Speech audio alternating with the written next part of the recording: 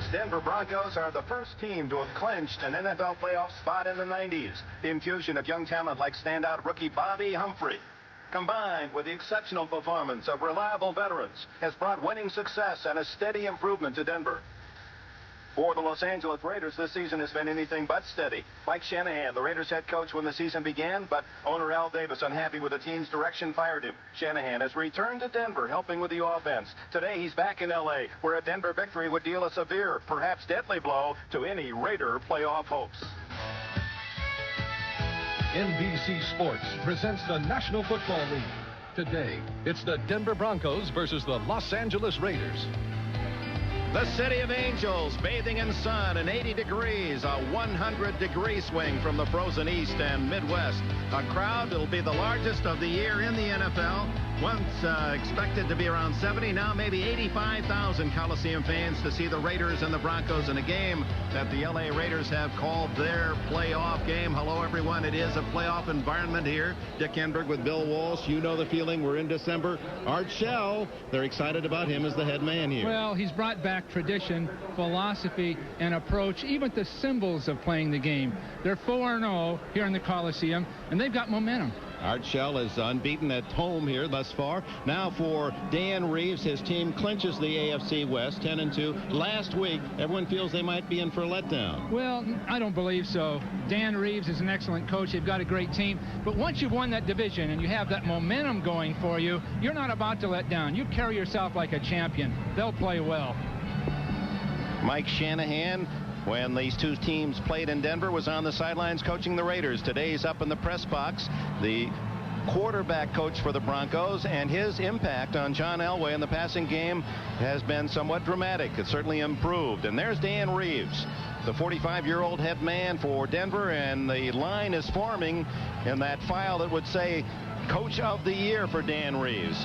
Changed his defensive coordinator and staff. Released some popular veterans, Mike Harden, Rulon Jones, and others. Has made some dramatic changes, and here he is 10-2. The first team already assured the playoffs. This huge crowd sees Denver kick it off.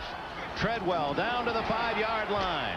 Vance Mueller brings it out to the 29-yard line, and that's where the Raiders put it in play. And the quarterback today, Steve Berline, remember he's playing with a injured knee that will hamper his mobility. Behind the big young line of Graves, Giesick, Mospar, the rookie Wisniewski, and a good one, and Wilkerson.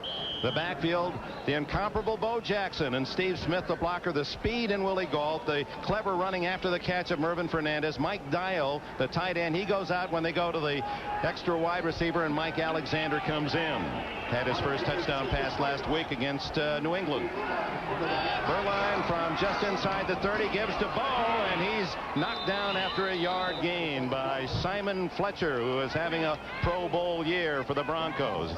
Here is Wade Phillips' defensive unit, Alfonso Carricker, Cragen, and Holmes, the front three, with Brooks, Munford, Mecklenburg, and Fletcher, the linebackers. When they get into a pass defense situation, these men come in. Scott Curtis, Kip Corrington, and Mark Haynes, two extra defensive backs to join the back four of Braxton, Henderson. Robbins starts today for Dennis Smith, who is injured, and Steve Atwater, the brilliant rookie from Arkansas. There's the defensive coordinator, Wade Phillips. Second down and 9. Berline buying time, throws incomplete. Through the hands of the tight end, Mike Dial. He was wide open. Wide open. I'm sure they have prepared for that play all week. Calling it early in the game, they had him wide open. Berline was over his head by 2 or 3 feet, and that's going to be a problem. Berline's going to have to be accurate. They're going to get people open, but he's going to have to hit them, because when Denver gets the ball, they're going to begin to control it. He has to make first downs and get field position right away. Art Shell, who celebrated his 42nd birthday last Sunday. He's the youngest head coach in the league, although 5 years older than Shanahan when he was the head man here at the start of the season. Shotgun Berline. And under pressure, he has to throw long. long, but too long for Mervin Fernandez.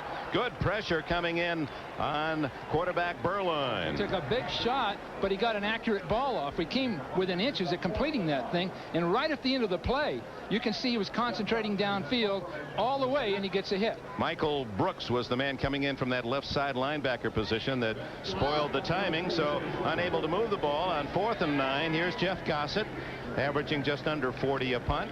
The return man, Vance Johnson, who had a brilliant first half last week in the win over Seattle. In fact, was named AFC Player of the Week. Short kick. Johnson stays away, and rolling out of the way was Wayman Henderson, as that ball taking a lateral bounce, and Johnson alerting his up back, get out of the way, and he did. 41-yard punt. Here comes John Elway and the Denver Broncos. Elway has Juriga, Bishop, Karts, rookie Wydell, and Lanier, the offensive line. Bobby Humphrey from Alabama. What a year for the rookie. Jeff Alexander, the big back. Jackson and Johnson, the outside men. Clarence Kay, tight end. Those three men in pass situations. The shotgun go out. Sewell comes in along with Michael Young and Ricky Nattil for the 4 wide receivers. Elway starts just where Berline did, just inside his 30.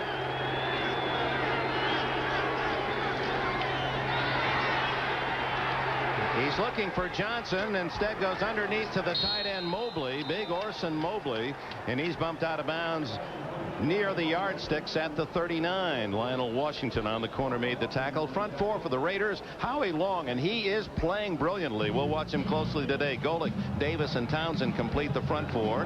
Veteran linebackers in King, Robinson, and Benson. The cornerbacks McDaniel and Washington. Mike Harden, the ex-Bronco, starts at strong safety with Eddie Anderson. Dennis Price, just activated yesterday, former UCLA defensive star, comes in as the extra defensive back in pass situations. And there's Howie Long, injured early in the year when Shanahan was coach, and probably there's no bigger factor in the 1-3 start for the Raiders than the fact that Long couldn't play. Well, this is the truly dominating player of our time. Lawrence Taylor, I'm sure, is in that category, but Howie Long, off last week's game against New England, you'd have to say he's the best defensive player in the game today. He disrupts the blocking patterns, destroys the people that try to deal with him, and destroy the ball carrier's path to run with the ball aside from his pass rush. So in my opinion, you're looking now at the best defensive player in football today, and not only on the field, but he sets a certain atmosphere with his personality on the practice field and with his ball club. He's 6'5", 270. He is incredibly quick, and he's tough. He's a former boxer, and he is bright. We're eliminated from a couple of those ourselves, Dave. No one's perfect. So on 2nd and short, a big gain for Bobby Humphrey all the way to the 50-yard line for the rookie, and a first down. We'd like to welcome those of you who have been watching Miami and Kansas City, and the Chiefs winning 26-21. This is Dick Enberg with Bill Walsh at the Coliseum in Los Angeles on a brilliant day. The Raiders took the opening kickoff, could not move, and now it's Denver's ball. They started at the 30, and here is Bobby Humphrey with a run on 2nd and short, and he burrows for about 11 to the 50-yard line. No score. We played just 2 minutes.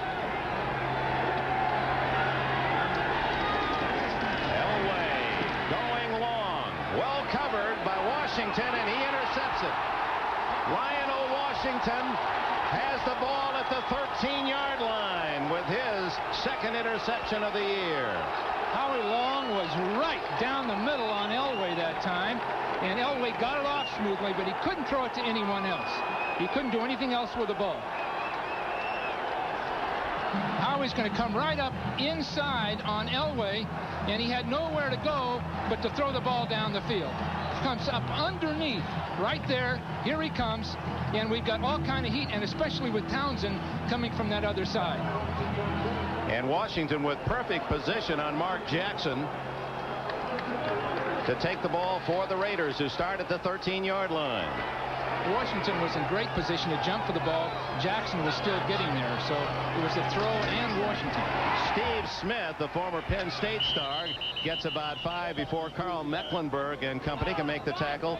They use Bo Jackson as a bit of a decoy in motion.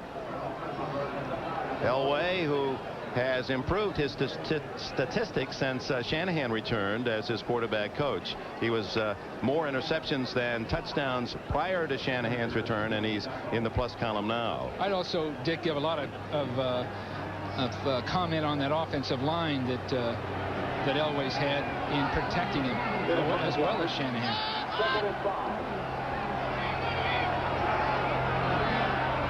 That's Fernandez in motion. Bo Jackson. And he battles his way close to a first down at the 23-yard line. Mark Munford with a tackle as we go to NFL Live in New York. All right, Dick, about 5.5 minutes to play in the snow in Pittsburgh. Gary Anderson is perfect from 18 yards out. The Steelers have tied the Oilers at 16 apiece. Elsewhere at Arrowhead, the red-hot Chiefs continue to play well. They beat Miami 26-21, a severe blow for Don Shula's playoff hopes. Bob, it started 3 weeks ago when we were fortunate to see an outstanding game in Kansas City at Arrowhead, when these Denver Broncos had to come down to an incredible drive by Elway in the final seconds to kick a field goal and to beat Kansas City. Then Kansas City goes to Cleveland, another division leader, and they battle them to an overtime tie, and Lowry misses 3 field goals, so they win that one, and now they come back and beat another contender in Miami. This is a team that is building toward the future, and maybe even 89 is their future. Even this year. First down on that run by Jackson with a measurement. Berline well protected. Hits Dial. The tight end is all the way to the 49-yard line.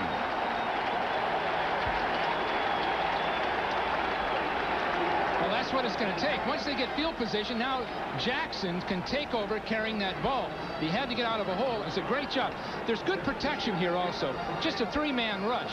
So people are doubling up. Berline's got all kind of time right up over the top. They had pulled people forward with a crossing receiver. That left Dial open behind the linebackers. Steve Atwater was first there with a hit. He's second in tackles to Mecklenburg. And on first down, not much at all for the Raiders, as Bo Jackson stuffed by Fletcher and Holmes and company. Let's check the other scores. Cincinnati apparently on the way to a sweep over Cleveland this year. Pittsburgh is tied just to Kansas City, a winner, 26-21. New England has moved ahead of Indianapolis. That could be a bitter loss for the Colts. 24-17. The Eagles, who led early, have battled back from a tie position. A couple of finals. The Rams, who were down by 10, rallied late to beat Dallas 35-31.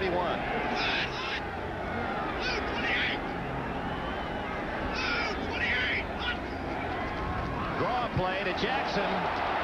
And he's to the 45 of Denver, where it'll be 3rd down and 4. Ron Holmes, who was acquired for a number 4 draft pick from Tampa Bay earlier this year, made the tackle. He's moved into the starting lineup. Former number 1 pick of the Buccaneers. Jackson is excellent at just not wasting any motion laterally. He's always up the field. You'll see him break in and out between people. Then he's got power once he's hit to carry people forward. So he'd almost be considered the complete back in football right now. Last week he caught the ball well. So you add that to his blocking improvement, and you see one of the best players in the league. Without any training camp, it's just a dynamic athlete. He comes out in the shotgun. Berline. Wide open. Mervin Fernandez. He breaks tackles. Breaks another. First down at the 24. So far, so good for Berline. He's on the money. He's throwing the ball with some zip on it, so to speak. But the one thing about Fernandez, he runs powerfully. After the catch, he's got excellent strength. Good pattern. We're slipping in coverage, but once he catches it, look at his leg strength. He's so powerful in the thighs, he can make people miss, and they can't quite get the job done. He got an extra 10 yards there just on his strength of carrying the football. Living up to his nickname, Swervin' Mervin, and a first down inside the 25 for the Raiders. No score, 8:35 remaining, first quarter. Bo Jackson or Steve Smith this time. Smith inside the 20-yard line, a pickup of about 5. He's moving toward the 400-yard mark on the season, his best as a Raider. He blocked for D.J. Dozier for the Nittany Lions in their 86 NCAA championship year. Well, they're running to their left behind Graves and Jessic. Now, Graves is a good run blocker, and as we know, historically, not very good in pass protection. So he's at his best now. If he can man-man block with a guy right in front of him and get him off that line of scrimmage. Vance Mueller and Steve Smith. Jackson is not in the lineup currently. Berline into the end zone for Fernandez. Not quite there. Randy Robbins was the closest Bronco. We might add here that Marcus Allen, as you see number 13, Jay Schrader on the sidelines, and head coach Art Shell. Marcus Allen on the left of your picture, number 32, after a knee injury, has been out for half the season, has been activated for today's game. But Bill Walsh, you talked with Art Shell, and it sounded as if they wouldn't use Allen today. I don't think they'd like to use him. There really isn't any place for him right now. I'm sure they're trying to find how to use this great player. But in practice, he's working to help the team win, playing defense in practice, playing safety, even lining up a linebacker, just to show his enthusiasm for the return of this Raider atmosphere and personality.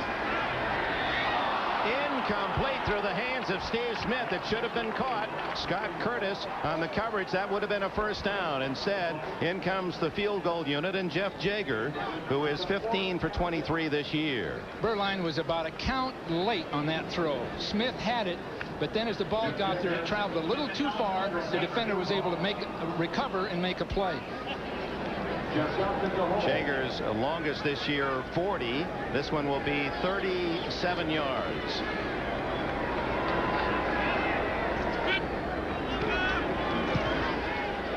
And the Raiders take the early lead on a 37-yard kick by Jaeger. Midpoint of the first quarter here in sunny Los Angeles, California. What a difference, Dick, between the first Raider game with Denver and this one. I'm not sure the outcome will be different, but the way the Raiders are playing with so much more confidence and so much better execution at this point. Well, they talked about the intensity of this work week under Art Shell. They know that a loss today all but throws them out of the playoff hunt. A reminder to our viewers, we will be selecting the Budweiser Most Valuable Player for today's game. That to be announced at the conclusion of today's contest. Well, Art Shell has made a difference with his experience. The Raiders have to believe, and here's a man that's been there, 8 Pro Bowls, World Championships, and they really respond to him remarking on his experiences as a player. The tough games they played, the personalities in Raider history, how they responded to the pressure of winning, how they responded to the top opponents. So not only is his coaching enthusiasm there and a certain amount of coaching expertise, but it's the symbolic part of it. Art Shell, a great player, now leading his Raiders. Shell was telling us yesterday about how much he was concerned about talking too much about his day as a player, but he said the players keep saying, tell us more, coach, tell us more. Ken Bell back at the 6-yard line. And he's down at the 17-yard line. Good coverage by the Raiders. Well, Denver will be tested now. This is a good game for Denver playoff-wise because they're in against a tough, incensed opponent in a foreign field, and obviously their record in the past on the road has not been great.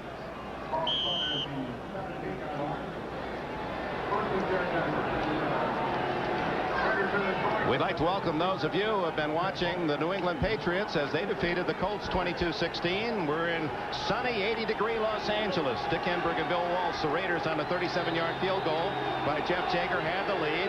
John Elway, after the ensuing kickoff, starts from the 17, and Bobby Humphrey looked as if he might get a lot more, but has to settle for 4 or 5 yards. The key play in the drive for the Raiders was this one on 3rd down. Steve Berline passed to swerving Mervyn Fernandez. He breaks some tackles and is able to get the ball down inside the Denver 25, where that drive stalled and Jaeger settled for the field goal. Well, Denver had trouble with Kansas City's defense. They couldn't really get much done other than with trick or special plays like the shovel pass. They're going to have the same problem today. This Raider defense is healthy. Jerry Robinson inside. Townsend losing 15 pounds since they played last and in good shape. Here comes Humphrey. Humphrey again, and the Sterling rookie was a #1 pick in the supplemental draft by the Broncos, has a first down out at the 29-yard line. So Humphrey, the leading ball carrier for the Broncos here in the early going. Jerry Robinson saved a big play right there. He barely made a complete tackle. One more leg pull, and Humphrey was on his way. He wants the 1,000 yards. You look at Jerry Robinson, who started with the Eagles, was the #1 pick for Philadelphia, and then came here 5 years ago. This was the field he played on as a collegian for UCLA. Jerry thinks this atmosphere is much like Dick Vermeil's atmosphere when the Eagles went to the Super Bowl. Humphrey again. He started today as the #1 rushing rookie in the AFC and #9 in the entire NFL with 803 yards, but averaging only 3.8. He told us yesterday, as we tried to fight off the glitter of gold of those 5 rings that he was wearing, that he really wants 1,000 yards. That's already been accomplished by the Heisman winner of a year ago, Sanders at Detroit. You know, as a rookie, though, he's already completed a collegiate season. He still has a number of games left, including playoffs. Last week in the locker room, he says, man, I can't believe this season. And we still have games to play. The punishment you take. Humphrey again. Boom. The workhorse. Punishment. Howie Long was there to finish the job, set up by Bob Golick. Now let's go from Los Angeles to New York and Bob Costas. Okay, Dick, and to Foxborough. Come from behind win for the Patriots. 29 seconds remaining. Delayed handoff to John Stevens. Cuts away from one tackler. Near the flag, he'll collide with another. Run him over. In he goes. 10-yard touchdown. It wins the game for the Pats. 22-16 over the Colts. Stevens rushed for 122 yards. Dick? All right, Bob, and that a disappointing loss for Indianapolis. They go 6-7, and the Patriots, very slim hope, still alive, 5-8. Tough team to beat the Patriots. 3rd down and 2, and a whistle. We may have delay of game. Nope, it's going to be movement before the snap. We'll see on whom. Jerry Seaman, the referee today. False start prior to the snap, number 88 offense. Clarence Kay, the tight end, is guilty. So that'll change the play call of head coach Dan Reeves. Now you're going to see some movement right here just prior to the snap. There it is. It looks like he's trying to get off on the ball to get going, and he misses a count by 1/10 of a second. Of course, that can be I can understand it. This is an imposing Raider defense, as good as you'll see. Townsend's lost weight. Scott Davis is now playing. Jerry Robinson's healthy. Golick's playing well. Long. That's a good defense. 3rd down and 7. Elway shotgun. Oh, what a play by Elway. Gets it to the tight end and a first down. Orson Mobley, what a target at 6'5" and 260. But there was Elway throwing flat-footed and with a strength of arm, just whistling that to Mobley and a first down. Very few people can do that, and it is a battle for that young offensive line for Denver, taking on these people, and they're doing a good job here. 2 people on long right in front of you, and Elway, with his legs extended, throws a ball like that. He couldn't even use his body weight to get into the throw. 3.5 minutes remaining in the opening quarter. Denver trailing the Raiders 3-0. First down at the Bronco 45. Oops. Elway looked back at Humphrey and then called time. Obviously a mix-up. And he'll go and chat with head coach Dan Reeves. Well, they talk about Coach of the Year, Bill Walsh, and you've been in that position. Reeves has never won it. Do you think, who are the leading candidates? Well, he'd have to be one, because he's completely turned over his organization when it really needed change, staff-wise and personnel-wise, and that's as tough a job as you have, certainly with assistant coaches who've worked with you and who have done a fine job, but you need a refreshing new approach. Then players who have won and been in 2 conference championships, changing that around and coming back and playing with this kind of poise and presence. Certainly, Coach of the Year, it would. Who are the other candidates, would you think, right now? Well, I like George Seifert naturally, but I think Lindy Infante and Marty Schottenheimer are 2 people that have done great jobs of resurrecting, rebuilding teams. And Infante took probably the poorest franchise in the league and has made them potential winners this year or next. And the same with Schottenheimer. So and there are others, of course, we could name, but certainly Dan Reeves is one of the eminent people in the game today. First down at the 45.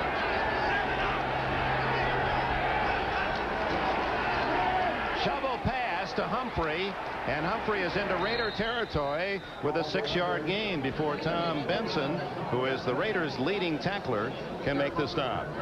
There's Benson, Plan B from New England. Townsend almost got that, Dick. He almost got an interception on that. He's going to come inside, and that ball is going to be lateral right here in front of us, and you'll see him see it just a little bit late. He's unblocked, and he sees it just almost in time to get a hold of it. But that was well done. Jeff Alexander now in the backfield with Humphrey on 2nd and 4. Humphrey. Alexander trying to lead the way, but Scott Davis, number 70, held his ground. And then there was help from Jerry Robinson.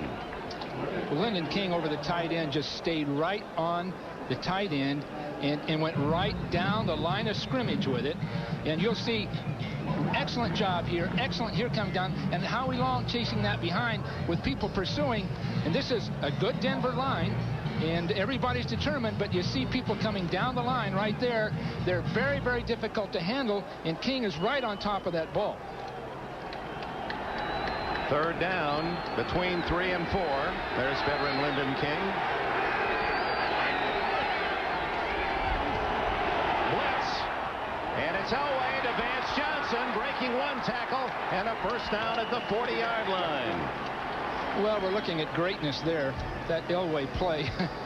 He's made hundreds like that in his career that no one else can make. With that arm strength and those instincts. You'll see Elway almost take it, almost get sacked, have to throw off his back foot. Here's unblocked person off his back foot. And then Russell Carter missing the tackle, the former Jet, and Townsend from behind, dragging him down. Just over a minute remaining in the opening quarter. The Broncos trying to drive to their first score, trailing 3-0. Draw play, Alexander, and he has smothered the 232-pound fullback from Southern University, where he starred with the Black Knights. A free agent, Lyndon King, made the tackle.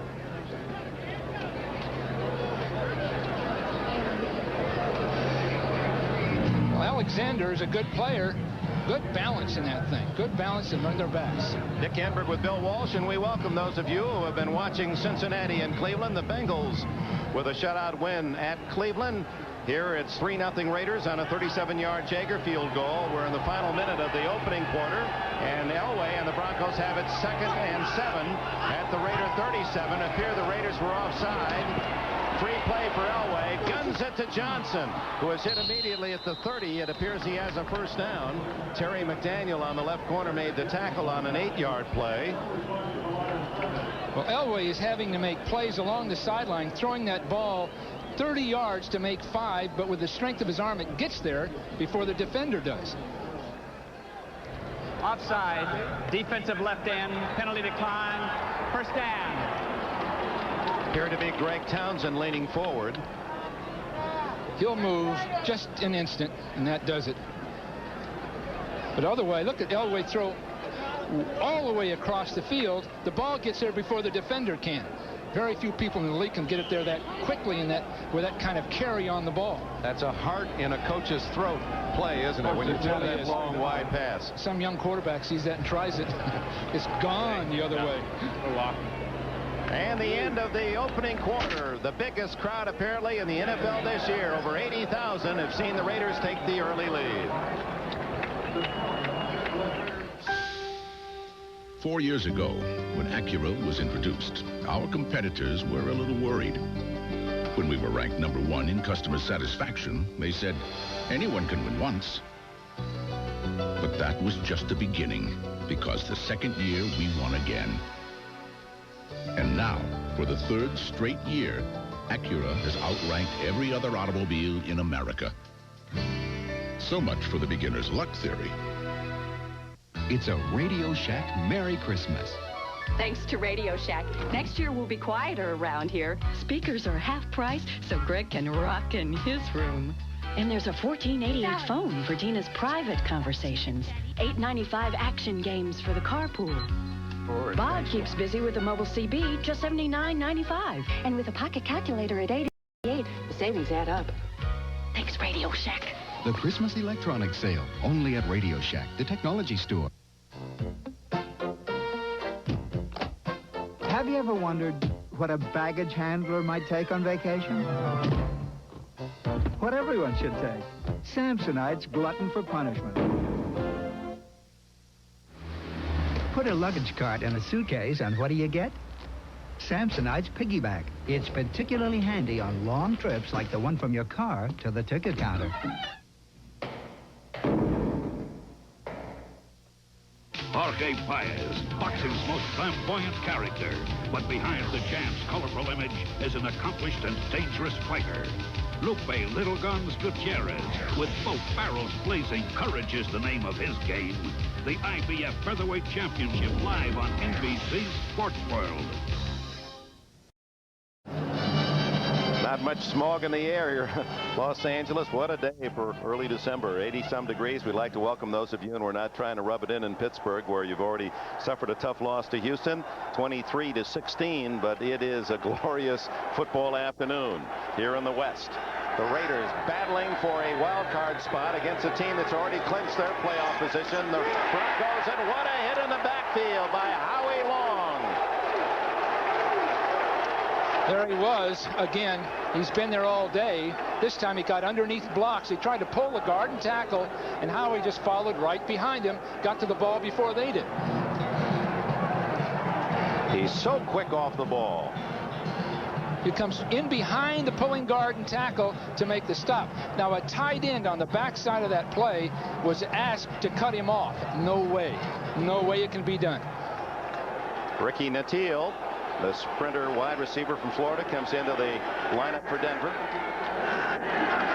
Second and long. Elway guns complete to Vance Johnson.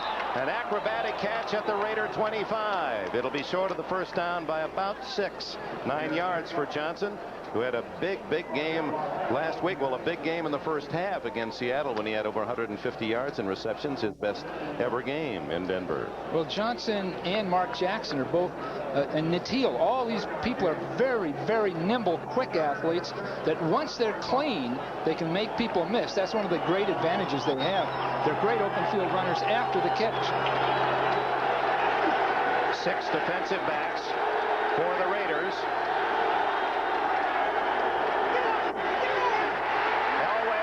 McDaniel, and throws toward the sideline, incomplete. Had a man open on the run, Ricky Nattiel, but overshot him.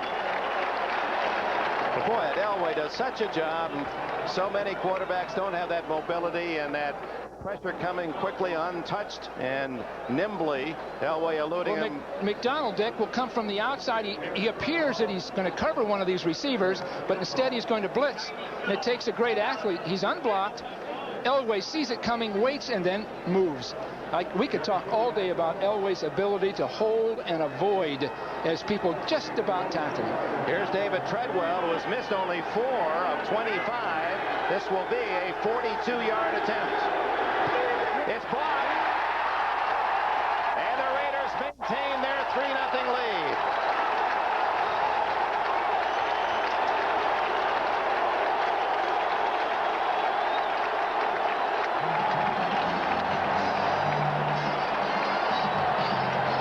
Excellent push up the middle. I guess it was blocked from our vantage point. We couldn't see it. We can take a look here to see actually what happened. It was a just low kick. It never came up. There was good push, but a low kick.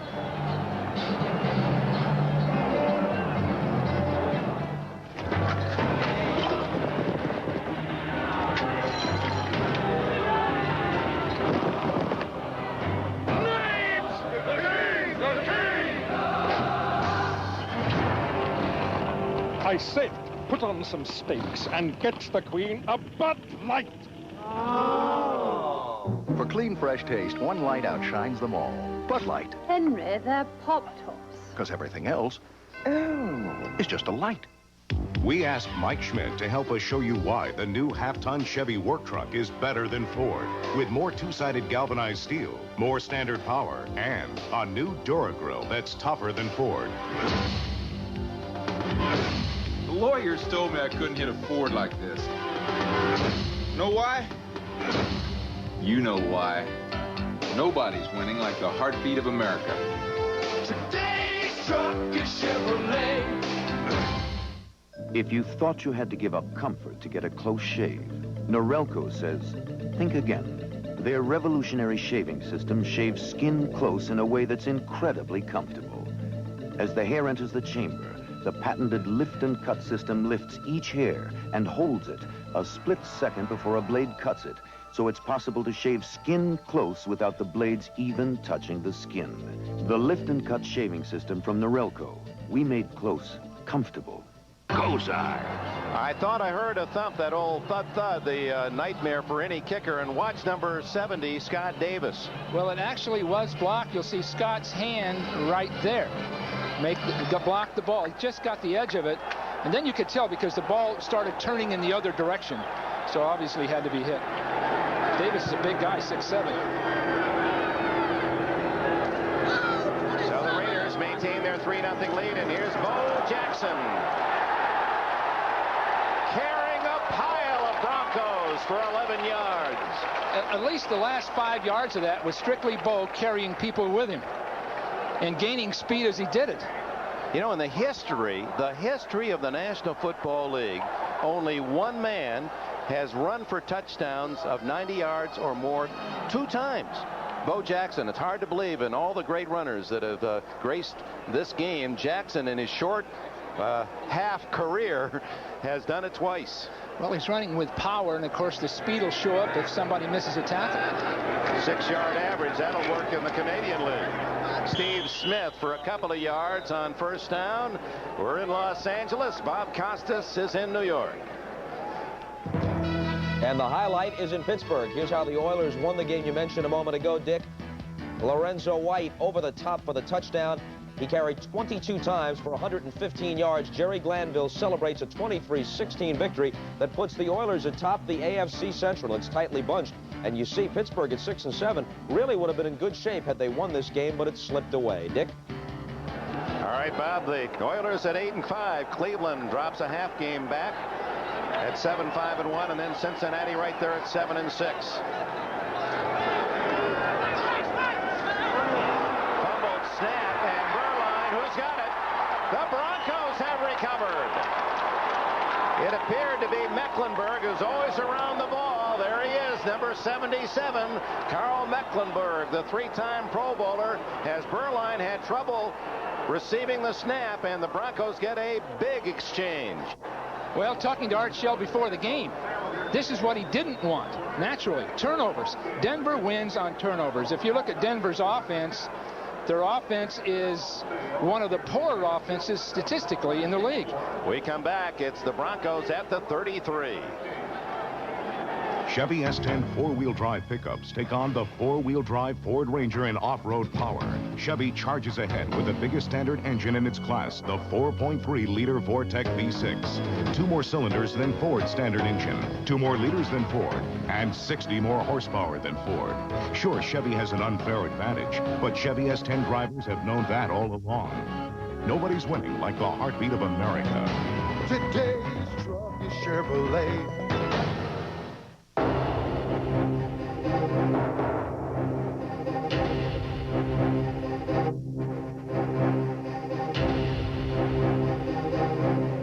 If you choose to finance or lease your new GM vehicle someplace other than GMAC, you might find yourself waiting in line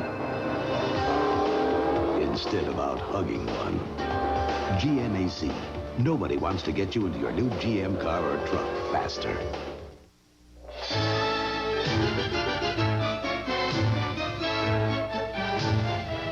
United Airlines. From the ground up, rededicated to giving you the service you deserve. Come fly the friendly skies. the Black & Decker Air Station. It has all the pressure you need to inflate anything fast. The Black & Decker Air Station, always at your service. NBC sports coverage of the National Football League is brought to you by Today's Truck, Chevrolet. Nobody's winning like the heartbeat of America. By Nikon, we take the world's greatest pictures. And by Bud Light, everything else is just a light. Tremendous crowd here in Los Angeles. You can see fans even down in the peristyle end. As John Elway, after the fumble recovery, throws underneath. And inside the 30 goes Melvin Bratton, the former fullback at Miami. Quickly, let's go through the other scores in case you've missed them. The early finals. There they are. Winners Cincinnati, Houston, Kansas City, New England, Philadelphia, 2 over the Giants. They move into first. And Green Bay edges Tampa Bay. Detroit a winner. Rams rallied to win at Dallas. And San Francisco goes to 11-2. Jets have an early lead at San Diego, and the Redskins a field goal up on Phoenix. Here it's the Raiders 3, Denver nothing. 11:50 remaining in the second quarter. Elway throwing, almost intercepted into a crowd. He was trying to throw it away. It appears a flag is down as Elway threw the ball. Looked like he was roughed. That's a tough call when it's really a tough call when you're running outside the pocket as a quarterback. They give a little more leeway to the defense. So we'll have to see get a good look at it. But they threw that flag right away. Townsend's got speed. He was getting there. Personal foul, roughing the passer, number 93 defense, first down. Yeah, let's see what Townsend did. Elway coming outside, throws. Yeah, that's uncalled for. There's more of that in football than there should be. And I've always wondered why they didn't clean it up by calling it once in a while. You just don't shove people unnecessarily, clear away from the ball, and that kind of thing. But it is amazing how Elway can elude a real hard hit, and yet a little push. He went down so quickly. Good piece of work by Elway to get 15 yards and a first down at the 15. Humphrey tripped up by Long and staggers forward for 3, and Howie Long right in the middle. They're double teaming Long, and they still can't stop him. He just destroys the blocking patterns. He disrupts them, and he's not getting that many sacks or tackles, but he just takes apart everything else. Knocks people off course, pushes blockers out of the way. He's right there. People have to jump over him. Then somebody else makes the tackle. It just disrupts everything. Howie picked number 75 because as he grew up as a player, he admired Joe Green, the Hall of Famer of the Steelers. And he's playing at that level right now. Hall of Fame level.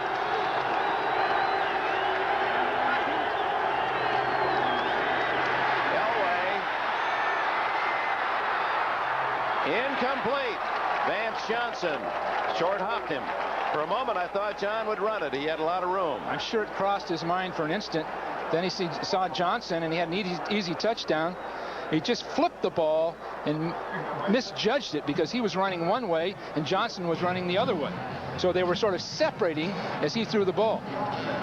So third down and a short 8 for Elway and the Broncos. They're in field goal range, trailing 3-0 as the passing team comes in. That means Natil and Young, extra wide receivers with Johnson and Jackson.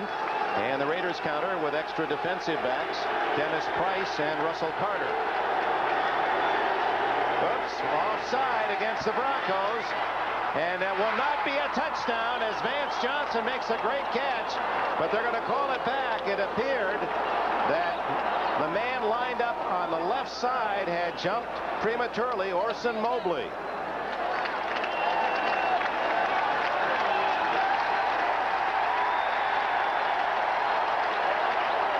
And so it is.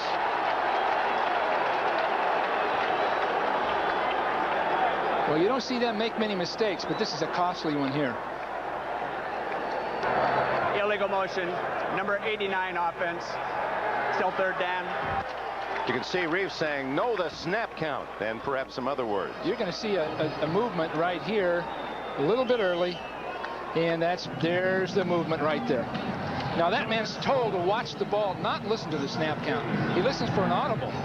but then he watches the ball because often he can't hear well enough to be sure. And that takes away a great catch from Vance Johnson and the lead.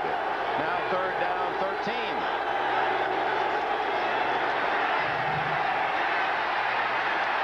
Elway, incomplete. He had to throw it away. Mark Jackson was well covered, and a flag is down.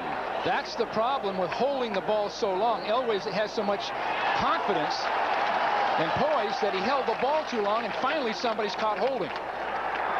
Now the Raiders have an interesting choice here, Art Shell, to take the penalty, give Denver another shot at a long pass. It could be a touchdown, or do you make them kick the field goal right here? They're going to decline. Number 60 offense, penalty decline, 4th down.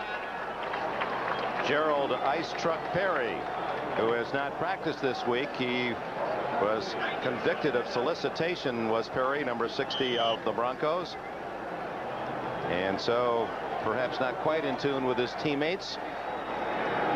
They declined the penalty, Art Shell. And here's Treadwell, who had one blocked, or at least it appeared so, from 42 yards. This one would tie it from 34.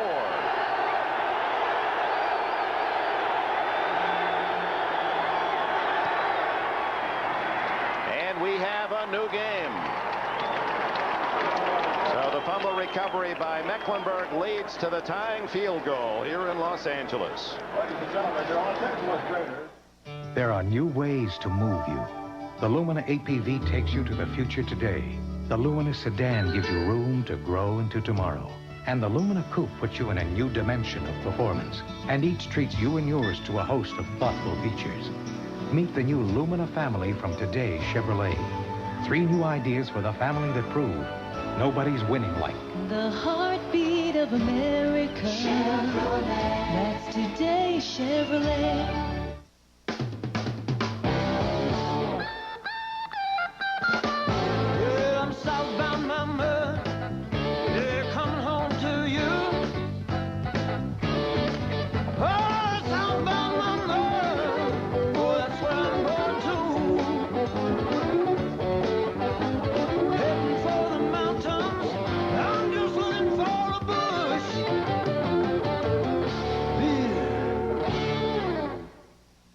Closer.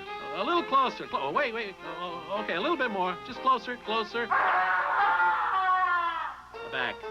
When you're taking pictures, it's not always convenient to move the subject. That's why Nikon's incredibly compact, fully automatic Zoom Touch 500 zooms from 35mm wide-angle shots to 80mm close-ups. So unlike with some cameras, you won't have to move an inch. With Nikon Zoom Touch 500, you're never far from a great picture. Jerry Tarkanian and the Running Rebels of UNLV battle Billy Tubbs and the Oklahoma Sooners. The season premiere of college basketball next Saturday on NBC. For so many years, the home of the Los Angeles Rams, and if you really have a lot of gray, the Los Angeles Dons back in the 40s. Now the Los Angeles Raiders, and how long will they remain at the Coliseum? Well, it's quite a testimony of the fans of Southern California. Here's a team 6-6, a team that has not shown a great deal of love for this city, and it's talking about Sacramento and Oakland in its future, and yet 80 to 85,000 here today to see them and root for them to get into the playoffs against a team best record in the AFC. The Broncos are tied at 3 as Treadwell spins it down to Stephon Adams. Adams at the 20 and the 21-yard line. Hit by good coverage from the Broncos. Let's go to New York. All right, Dick, a dramatic conclusion in Tampa as time expires. Chris Jackie of the Packers connects from 47 yards out. It's a 17-16 Green Bay win, half of their 8 victories this year by a single point. And now, believe it or not, the Packers lead the NFC Central at 8-5, pending the outcome of the Viking game tonight against the Bears. Dick and Bill? Well, Bill, we were in a car a couple weeks ago after a Kansas City game. You said, you know, we're liable to see a lot of the Chiefs and the Packers in the next few years. Those are 2 teams that are building. Bo Jackson tripped up as he crosses the 20-yard line. Good play by Simon Fletcher, who played his college ball at Houston. And congratulations to the Cougars, Andre Ware, the Heisman winner, 1989. He won it the hard way, didn't he, Dick? He did, and didn't he handle himself well? He's an impressive young junior quarterback, and they say he's got a great NFL future ahead, but he says it'll be a year. He's staying at Houston for Jack Pardee, who played here at the Coliseum many years as a Ram. Well, that's great to see him complete his eligibility, stay with his institution, and he did it the hard way with all the promotion and fanfare that goes with that trophy now and that award. He just performed. Second down and 10. Berline, lots of time, and he has a first down out at the 31-yard line to Mervin Fernandez. We asked Marcus Allen. Of course, the Heisman winners all get a ballot, a vote. And, of course, that meant 3 votes from the Raider camp. Marcus Allen yesterday said, you can't ignore the numbers. I mean, Ware was my pick. That was before they announced that young Andre had the trophy. He said about the Heisman, I didn't realize how important it was till people came over to the house and said, where's the trophy? Well, he was receiving so many awards, one after another, including the Heisman. And finally, when he put all the trophies together, everybody went right over that Heisman. That was the one they respected. First down play, and it's Steve Smith up the middle. Greg Cragen, the nose tackle, tripped him up after a 4-yard gain. Munford there as well. But he said, and it's typical of Marcus, and later on tonight on NBC, we hope you'll stay with us for a very special program, Isaiah Thomas's story, which really is the mother of Isaiah Thomas. But he says his parents are here today, Marcus Allen said. Mom and Dad, they've never missed a game going back to junior high school. And they were the ones who were really pleased most about the Heisman. That was my thank you to them.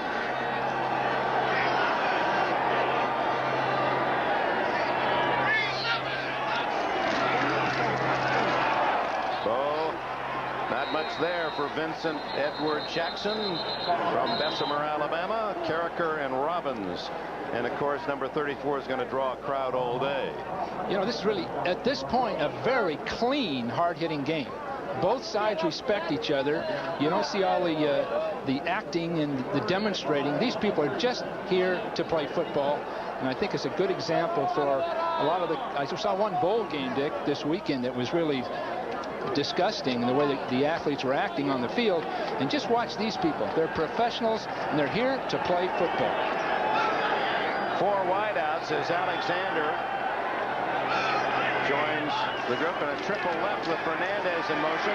Oh my, did Berline get leveled by Simon Fletcher and Carl Mecklenburg? Well, Mecklenburg matched up with Rory Graves on that right side defensively is tough, because he's so strong and so quick coming off that side of the field that he's going to make a big difference. Get that push on the backside of Berline. Oh. That is something that's hard to get up from. That on the coach's list is a hurry. That sounds innocent enough. Jeff Gossett, a short kick to Natil at the 30. He's got room, but flags are down as Natil dropped at the 49 of Denver, and they're going to bring that one back, I believe. Steve Strahan made the tackle. Well, for so many years, field position has meant so much to football, but the kicking game infractions just take away field position. I don't know what those older coaches of years past would have done with all of this these fouls.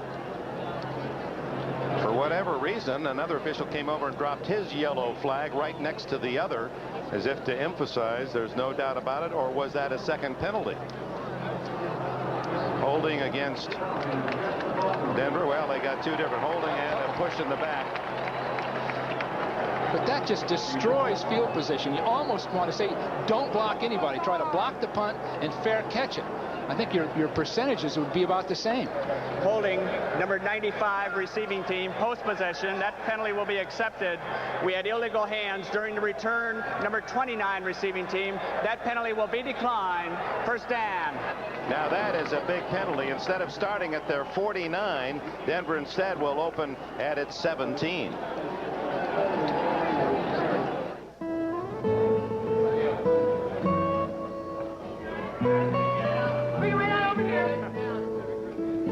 Are you the one who put these away? Oh, yeah. Look at the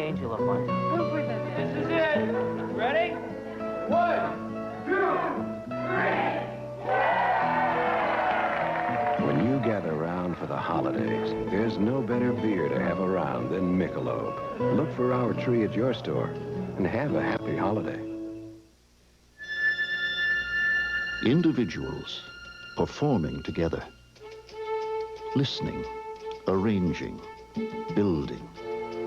At Northwest, our performance is helping you do business, getting you wherever you need to go on time, creating new ways to make things work for you. Because our job is helping you do yours. Every year, it gets harder to keep the guys' hands off their gifts. That's because I always give them good-looking isotoner gloves. So I'm hiding them in my locker.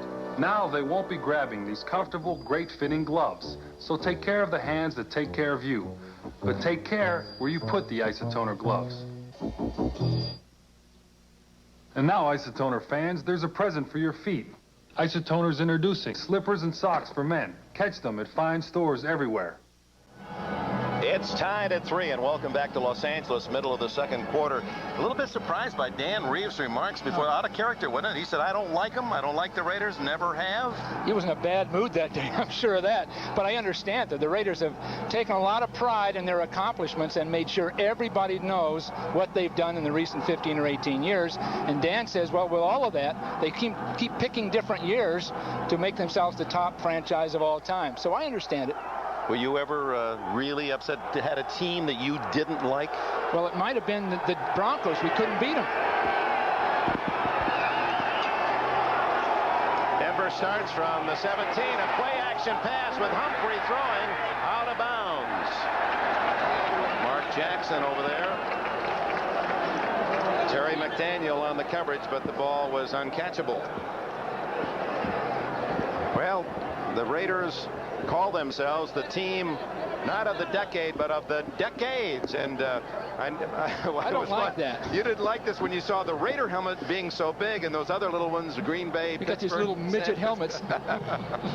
and Reeves alluded to that. He said, I just get one of the things I don't like about the Raiders is the fact that all the propaganda.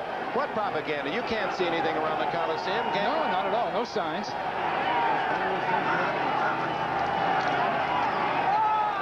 Draw play to Humphrey, who sprints out to the 30-yard line, and a first down.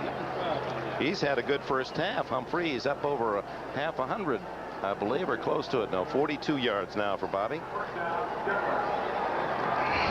That's the first time Humphrey's really been able to stride out on a carry of the ball, on a possession, because otherwise he was banging people to get 3 and 4 yards.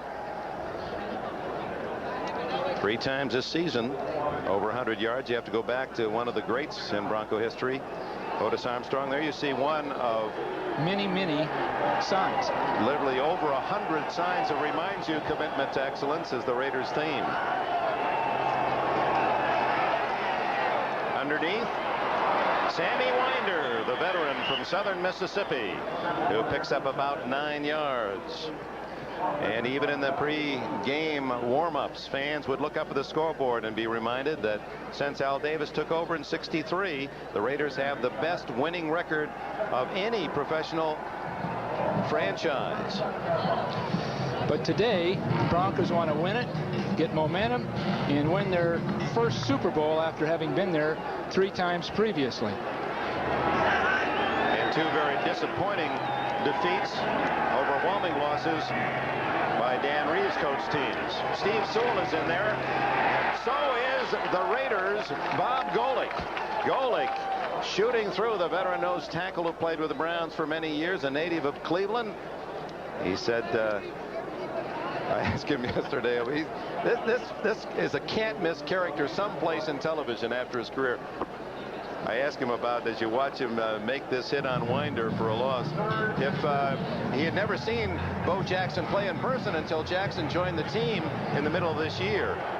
And what his impression was, we'll save that after this play. 3rd down now and closer to 2. And a big hole for Humphrey, and then he's hit hard by Mike Harden, the former Bronco. A textbook tackle for Harden, but it is a first down. Denver out at their own 44-yard line. Back to Golick. He said, the first time he saw Jackson, he made that 90-some yard run. He said, I wanted to run out in the field and ask him for his autograph right then. He said, then I thought quickly. I said, no, that's 12 men on the field, and heck, I can get his autograph on Monday in practice. He had to wait in line, I'm sure. There's Jackson sitting, I think, on his helmet, which is a real crux of the problem with Shanahan. We can get into that. Elway on first down. This 3-3 tie underneath the winder. Breaks a couple of tackles in Raider territory at the 48-yard line. 8 yards on the play. Did you allow your Not at all, Dick. What's wrong with that? We wanted people on their feet or on a knee, but look at this. It's symbolic. It's almost like a ritual for the Raiders. It started many years ago. There's a practice scene sitting on that helmet. Now, Shanahan didn't believe in it. Reeves doesn't believe in it. Landry didn't believe in it years ago. But the Raiders adapt. Somehow that began to happen, and when it was taken away from them, they were just at a loss. They just couldn't. It didn't make sense to them not to be able to sit on that. Melvin Bratton, who carries the ball rarely, that's only his 16th carry of the year, but the big 225-pounder has a first down at the Raider 44-yard line before Golick can get him. The other thing that Jerry Robinson was saying was little things like having your name in summer camp on a chair. You couldn't just sit anywhere you wanted to. That they had to wear pads in practice on Friday. Shanahan, those aren't unusual requests. No, I think that's very typical. Shanahan learned that in coaching classes he took in college and from other people. It's very typical, except for the Raiders. They have another way of doing things, and they want that history and that symbolism as part of their organization. And they have it with Art Shell. Meanwhile, Denver. The throw is incomplete, close to interference, but no flag as Robinson breaks up the play intended for Clarence Kay. Robinson was covering Kay man-to-man and was right on his hip. Elway had to throw off his back foot, couldn't get much on the ball, and that's the result. Good defensive play. Now, if we see Elway have to throw off his back foot because of the pressure by Townsend, throwing as it was leaning back, not enough crispness on the throw, so Robinson could make the play. And it was a good play, well timed. Boy, what a picture, a jewel of a sight here in Los Angeles this afternoon. Huge crowd. Tied at 3. Less than 3 minutes left in the half. It's Humphrey sprinting into the clear and close to a first down at the Raider 33 before Tom Benson, the former Patriot, can make the tackle. Well, Eddie Anderson really had a shot at Humphrey, and I guess would have knocked him down, but Humphrey made a beautiful move just before he was tackled. He's always working upfield. He's a real smooth runner. That's how he describes himself, as a natural, smooth, gliding type runner. He's got real deception in making people miss. They'll measure for the first down as Humphrey now has 57 yards in this opening half. On pace for another 100-yard game. Boy, it is close. First down as it just tickles that yardstick. Time remaining, 2:41. First half as the wave has hit the Coliseum. You know, there's Dan Reeves, and we have Art Shell. Two different backgrounds from the standpoint of their playing days and the people they worked for and coached under and played under, and two different styles, but one thing very unique, they had distinct styles and philosophies within their organizations. Dallas on one hand, the Raiders on the other. On first down at the 33, the Broncos trying to take the lead before the intermission. The busy man is Humphrey again, and look at him fight all the way to the 22, and he has 11 more yards to give him 69 for this opening half, and he may be on his way to his best rushing day in his initial year in the league. He's closing in on 900 for the season. Humphrey describes himself as a gliding runner. That's not gliding. You're going to get a lead play up inside with him just breaking full speed up inside with a quarterback handing off here. He's got an excellent block up front by his fullback. People turning people. There's the block on Benson. Now Humphrey just keeps that leg drive going. And he has excellent safeties tackling him. Good job. 2-minute timeout. Working to be the best they can be. Teammates, sponsored by the U.S. Army. Fred Biletnikoff ran pass patterns with the precision of a surgeon. Cliff Branch's game was flat-out speed. But two things they had in common were the incredible will to win, coupled with the uncanny knack for making the spectacular catch. They combined for over 1,000 receptions and 143 TDs. And though their individual talents were different, together as teammates, they made the Raiders the best they can be. Most of my friends don't know what they're going to do after graduation, but I've already locked in guaranteed skill training in the Army. Qualify now and you can reserve even the Army's most sought-after technical training, up to 12 months in advance, through the Army's delayed entry program. Sure, being a soldier won't be easy, but then nothing worth having ever is.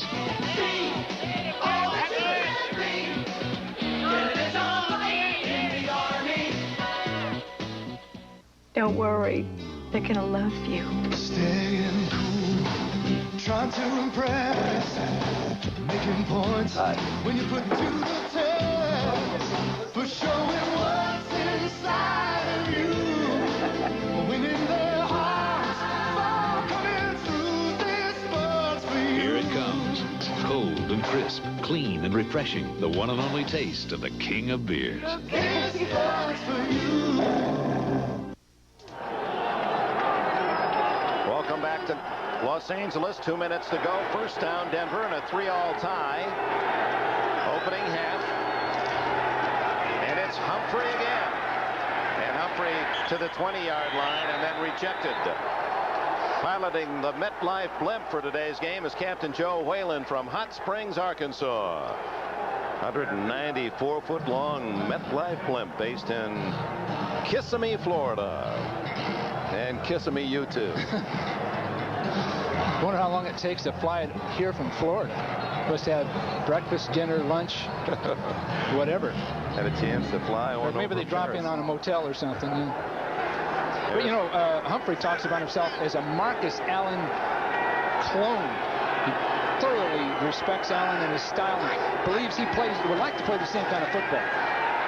Elway underneath, wide open is Natil, and he has a first down at the 8-yard line. A dozen more. Elway to Natil, who missed much of this year with a knee injury. Natil's going to come across the field and get clean in front of zone defenders. You can see the Raiders dropping into a zone defense, letting him come across that field. Nobody chasing him. He stops between linebackers. There's Robinson chasing him. First down with 1 minute, 3 seconds to go and a timeout.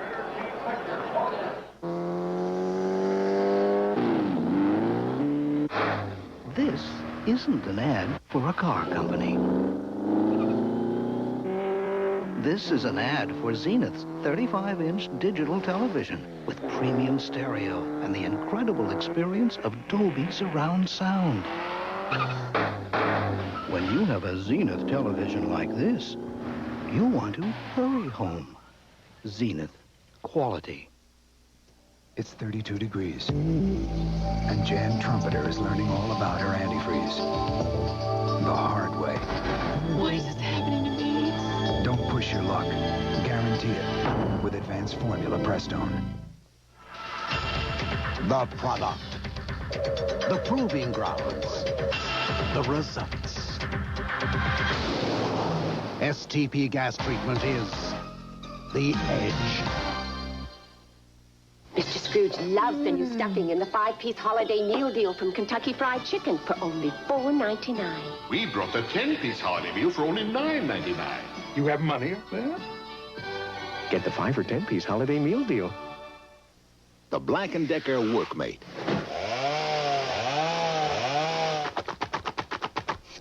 About all it can help you do is clean up. But at least it gets out of your way. The Black & Decker Workmate. NBC Sports serves your need to know all week long. Dial 1-900-454-3500 for NBC Scores Plus. 24 hours a day, 7 days a week, anywhere in the USA. Yeah, the newspaper tells you about the sacks, but they don't tell you about the hits, and Elway was really popped as he delivered that last one to Natil as Townsend got to him just as he delivered the ball. Elway nevertheless accurate, and it's 1st and goal. Broncos in a 3-all tie.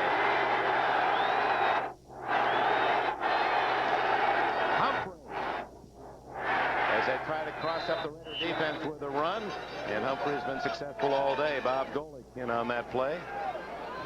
Let's go back to the last play. Elway throwing to Natil. Well, you'll see Townsend right here with Perry trying to block him. Great move by Townsend. Yeah, those don't show up in the scorebook. Here's a hit to Bratton, and Melvin Bratton fights into the end zone for a touchdown. His first rushing touchdown as a pro, and the celebration with Bobby Humphrey. But Bratton was demonstrated there his power. Real power. He hasn't done much of it yet in the NFL, but tremendous power. So the Broncos take the lead, and now Dan Reeves sends out the extra point unit to try to make it 10-3. And the congratulations to Bratton. He has a couple of touchdowns on receptions, but that's the first one running the ball, and he showed his power. Well, they knew he had the potential. He had a knee injury coming out of the University of Miami, and they didn't know if he'd make it or not. Mike Harden was one of the men trying to make the tackle, and he has not gotten up yet. Well, we're going to see a pulling guard and a trap play that's going to come inside with Elway handing off. Now, the right guard, Waddell, does a fine job of turning Robinson in right at the bottom of your screen, right there. But look at the power, right from the 3-yard line all the way in. Just drove Eddie Anderson back, and then Harden got pinned underneath, and Harden leaves under his own power.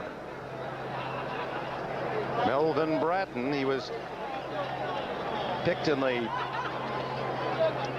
draft of a year ago by Miami, but the Dolphins could not sign him. He was recovering from a serious knee injury as a senior with the Hurricanes, and then Denver went after him, and it's been a good pick for him. Often it takes 2 or 3 years to recover from some of those real severe injuries, but then you're a player, much like Kevin Fagan, who played at Miami, who's now with the 49ers.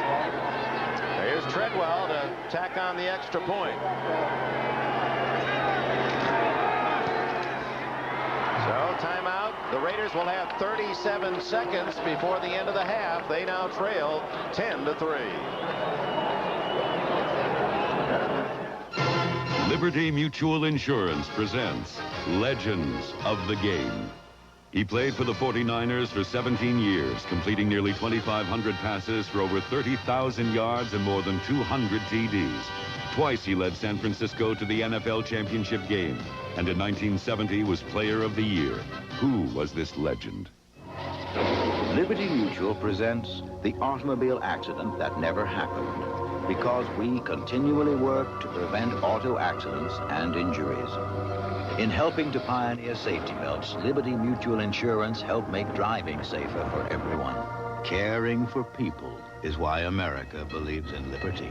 Almost home. America believes in liberty. Liberty Mutual Insurance. John Brody played football because, as he said, he liked it. Liked it so much and played it so well that he became a legend of the game.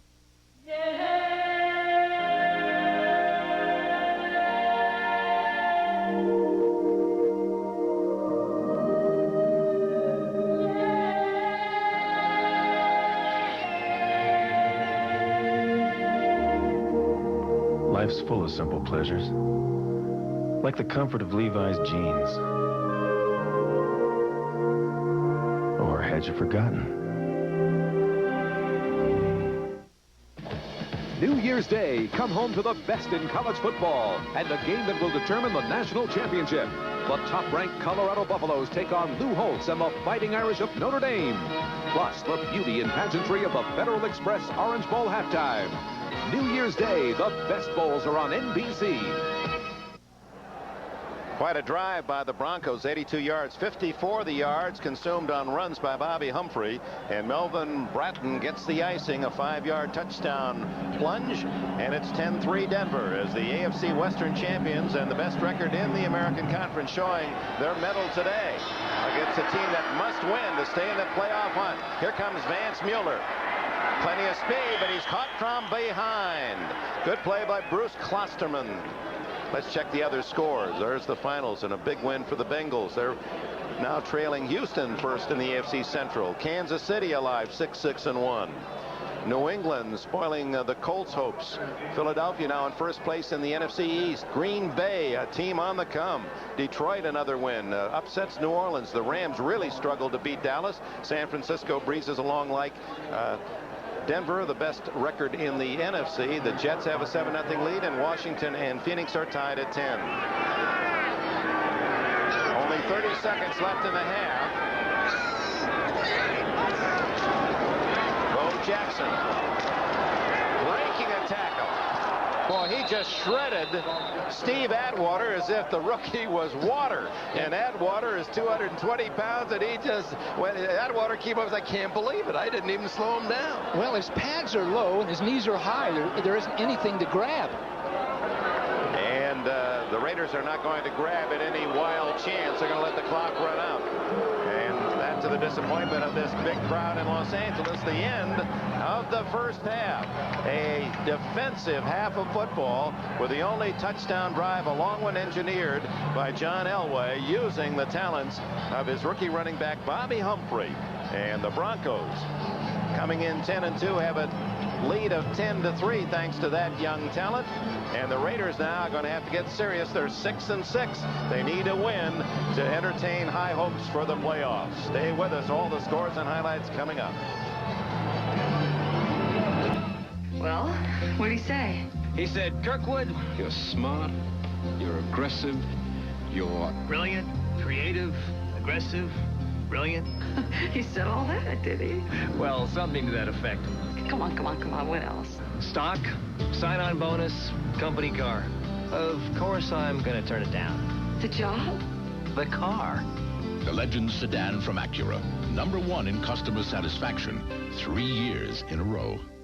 The most prestigious award in football, acknowledging the one player whose gifts have graced both the field and the community.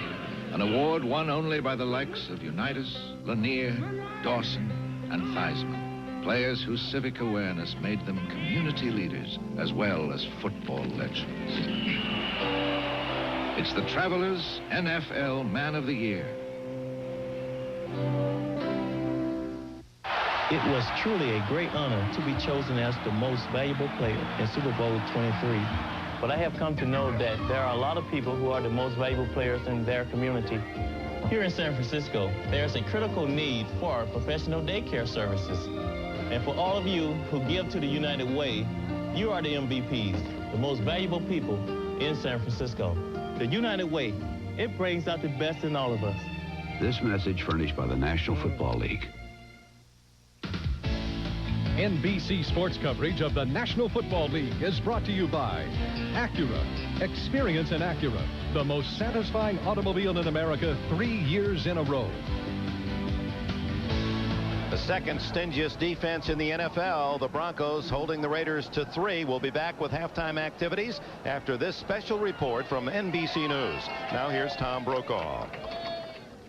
Good afternoon from Malta, a small island nation now in the history books as the site of a stormy but successful summit meeting between the presidents of the United States and the Soviet Union. The storms, it turns out, were confined to the sky and the seas. The two presidents established what they called a favorable climate for major reductions in long-range nuclear weapons and conventional weapons. They're now off Malta. For President Bush, it was off to Brussels, where he'll address NATO allies, telling them, among other things, that Gorbachev will be in Washington for a nuclear arms summit in late June. As for President Gorbachev, it's back to Moscow, where he'll meet on Tuesday to brief Warsaw Pact leaders on his discussions with President Bush here. The two leaders altogether talked for about 8 hours, even with last night's dinner canceled because of the stormy seas. In fact, the weather was still so bad this morning, the president once again had to go to Gorbachev on board that Soviet luxury liner. And on his way, he again passed the Soviet cruiser Slava, where yesterday's summit session was originally scheduled. Sailors saluted, but it was the closest look at the President of the United States that they would get. Although no agreements were signed here today, President Bush and Chairman Gorbachev cleared the way for major breakthroughs next year in nuclear weapons, men and arms in Europe, and trade. That's crucial to Gorbachev as he tries to kickstart the Soviet economy. NBC's Moscow correspondent Bob Abernathy tonight on where these two men hope to go next. The summit ended with a symbolic joint news conference, the first ever by the leaders of the U.S. and the Soviet Union. We did gain a deeper understanding of each other's views. We set the stage for progress across a broad range of issues. We are satisfied in general with the results of the meeting. On long-range strategic weapons, the two presidents want agreement on deep cuts by the next summit meeting late in June. On conventional armed forces in Europe, they want an agreement next year, and they reported narrowing differences on control of chemical weapons, too. This is just the beginning. We're just at the very beginning of our road, a long road to a long-lasting, peaceful period. The other major area of agreement was on President Gorbachev's goal of closer economic ties between East and West. President Bush called progress here a big plus. But there were clear disagreements, too. For instance, Gorbachev wants to cut naval forces. Bush does not. Bush was trapped yesterday by bad weather on his ship, forcing cancellation of one session of the talks. Today, a Soviet expert taunted Bush for not having stayed on land. I think he made a mistake, absolutely, definitely. Did Bush agree? Hell no. Hell no. But when Bush came ashore in calm water for this morning's talks, Gorbachev greeted him with long time no see. As he left the summit ship today, Soviet Foreign Minister Shevardnadze said there were still many problems to be solved. But the mood in general was upbeat, as President Bush felt after today's news conference. Well, I'll tell you, that worked out better than I thought it would. Bob Abernathy, NBC News, Malta. Any summit meeting, of course, is a gamble. Each side worries that the other may play a trump card, or worse, a trick card. So coming in here, President Bush and his advisors did all they could to lower expectations, saying this would be an informal meeting, feet on the table kind of get-together. They remember how Gorbachev went to Iceland under similar circumstances and surprised President Reagan with a dramatic proposal to eliminate all nuclear weapons. The trouble was, that would leave the Soviets with a huge military advantage in all other kinds of weapons. And then last night, when the president got stuck on his ship, it did appear that this would be a Gorbachev public relations victory, if nothing else. But today, when it was all over, the president had an impromptu meeting with White House reporters, and he was plainly very happy with the meetings and the outcome. Constructive. It worked exactly the way I visualized it when we took the initiative, which he confirmed, to set the meeting. Indeed, at one moment, I actually did put my foot up. And I say that because there was no subjects off the table. There was no tensions as any subject was raised on either side. And I have a very positive feeling. The emotional part of it, Frank, is hard to describe for me because I'm not the most articulate emotionalist. But I just can't have asked for a better ambiance, a better feel from the meetings, even though the differences are acute in some areas. But you get the feeling he really wants to work with us, and he knows that I'm cautious. And you heard him use the word prudent. I'm sure that was deliberate on his part. Back to the personal side, the events helped. His own personality helped. I like to think he thought I knew what I was talking about, and we could have a good exchange without having to go to the experts or go to the notebooks, and it worked. No, I don't lose my temper. I don't. I don't. You hit the ceiling a lot. I keep it all inside. No, that's why I think your reporting has been a little off. What was it? What was it? Any seasickness from either superpower? No, but I don't have to. I'm matured. And the answer is, don't worry about things you can't do anything about. That's a little advice I got from the doctor in 1960, and it works. As President Bush and Mr. Gorbachev left today, even stronger winds of change were sweeping through East Germany. The entire communist leadership resigned this afternoon, the Politburo and the Central Committee. Really extraordinary. Party leader Egon Krenz was among those in the outs. He'd been in office for just 47 stormy days. Former communist boss Erich Honecker, who ruled that country for so long, was expelled from the party. 2 others were arrested on charges of corruption. what was already a crisis session, Communist Party Congress, scheduled to take place in less than 2 weeks, becomes even more so now. These are the events that are redefining the world at the end of the 20th century, and they're happening with such speed it is difficult to keep pace. But we'll continue to do just that here on NBC News. For now, I'm Tom Brokaw, NBC News in Malta. More NFL action on NBC right after these messages. Isaiah Thomas is a star in the NBA. His mother's love and courage helped him get there. You stay away from my children. She was a mother alone, raising 9 kids, and she wouldn't let the streets rob their future. There ain't but one gang in this family, and I'm the leader. You are so bad. Together, we're strong. A mother's courage, the Mary Thomas story, tonight. For a bear of a thirst, I reach for it first. I can drink a lot more, and it settles the score. 4 fingers, number 7, the taste is pure heaven. It's the drink of the moon. It's playing altitude. It moves Louis' lips. It shakes Eric's hips. So look out, Pepsi, the move is on. Now we're singing the Diet Coke song. Diet Coke has real cola taste in just 1 calorie. So in Denver, It busts the Broncos' thirst. All across America, cars are trying to tell their owners to switch to Conoco Unleaded with Power Scrub. You want to fill her up, please? Fill what up? Because a car understands that Power Scrub with detergent additives cleans carburetors and fuel injectors and keeps them clean while you drive. Conoco Unleaded with Power Scrub. Your car deserves a gas this good. Self-service? Excuse me. Thank you. Channel 4 is home of the Denver Broncos.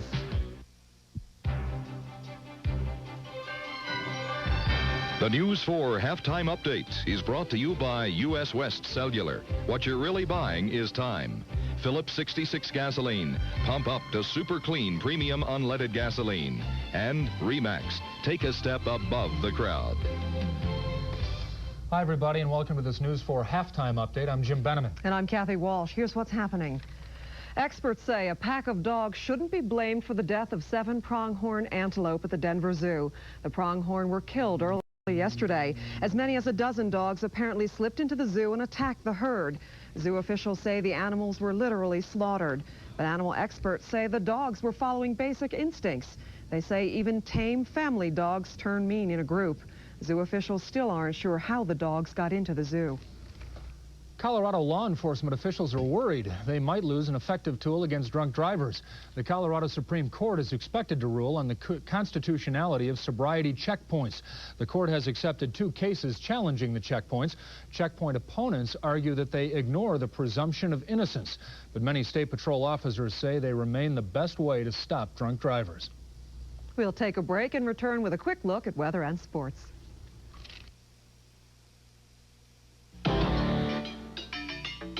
If you want power, if you want performance power, don't just pump. Pump up.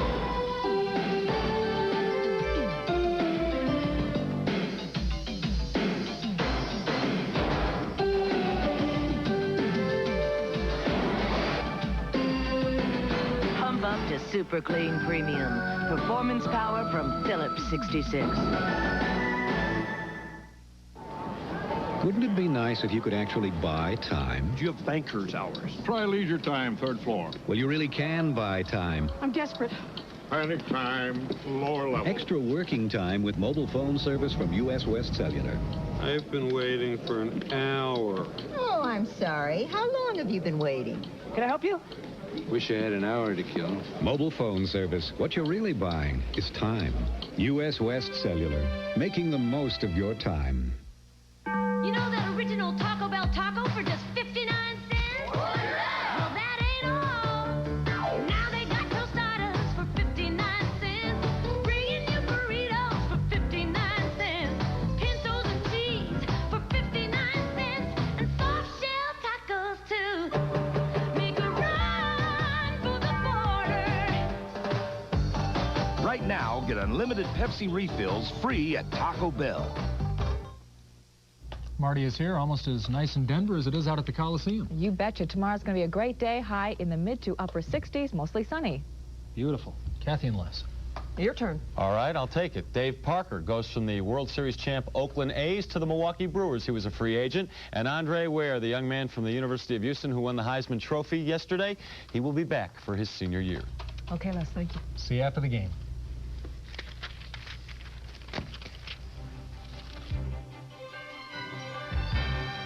The News 4 halftime update has been brought to you by U.S. West Cellular. What you're really buying is time. Phillips 66 gasoline. Pump up to super clean premium unleaded gasoline. And Remax. Take a step above the crowd. 10-3 as they look to solidify their home field advantage in the playoffs. Here's the Coors halftime numbers. 74 of those 87 Bronco rushing yards by Bobby Humphrey. He is the offensive star of this first half. What impressed you most about the first 30 minutes? Well, I like the way Reeves handled his team and managed the game itself, because his play calling, the way he handled it right at the end of the half, running the ball twice for touchdowns, did a beautiful job. You know, it's an interesting point. The one drive was 8.5 minutes when they missed the field goal. The other drive for a touchdown was 6.5. That's 15 minutes on 2 possessions. That's half the first 30 minutes. Against a very, very good, incensed defense, no question. And the second half, any predictions?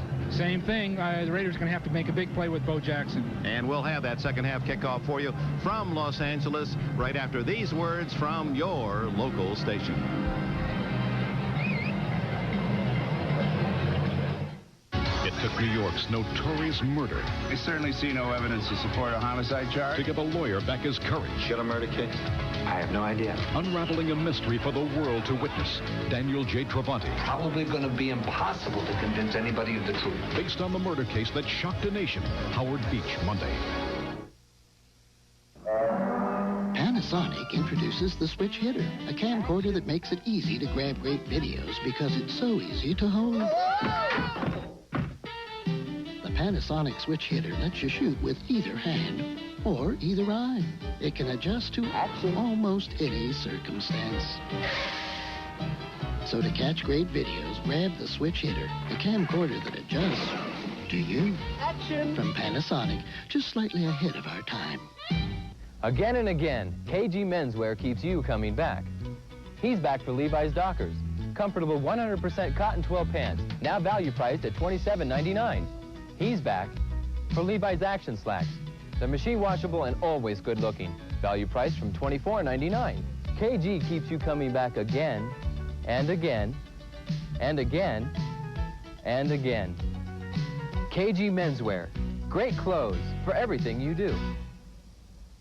Catch the Coach tomorrow night at 6:30 on Channel 4. Welcome back to the Coliseum in Los Angeles. Over 80,000. We open the second half. The Raiders kicking it off. Jaeger trailing 10-3. A high short kick on the run. Carrington takes it, and he's hit immediately at the 25-yard line. Darren Carrington hit by Ethan Horton, the tight end, number 88. Only 6 on the return. Here comes Elway on the Bronco offense. They were very deliberate, used up huge chunks of time on the ground. Elway throwing 16 times. Most of those short yardage, really didn't unload anything, threw underneath the defense and then used Humphrey on the ground. Just well orchestrated all the way around. The play calling was very, very good. The execution was there against a fine, solid, aggressive defense of the Raiders.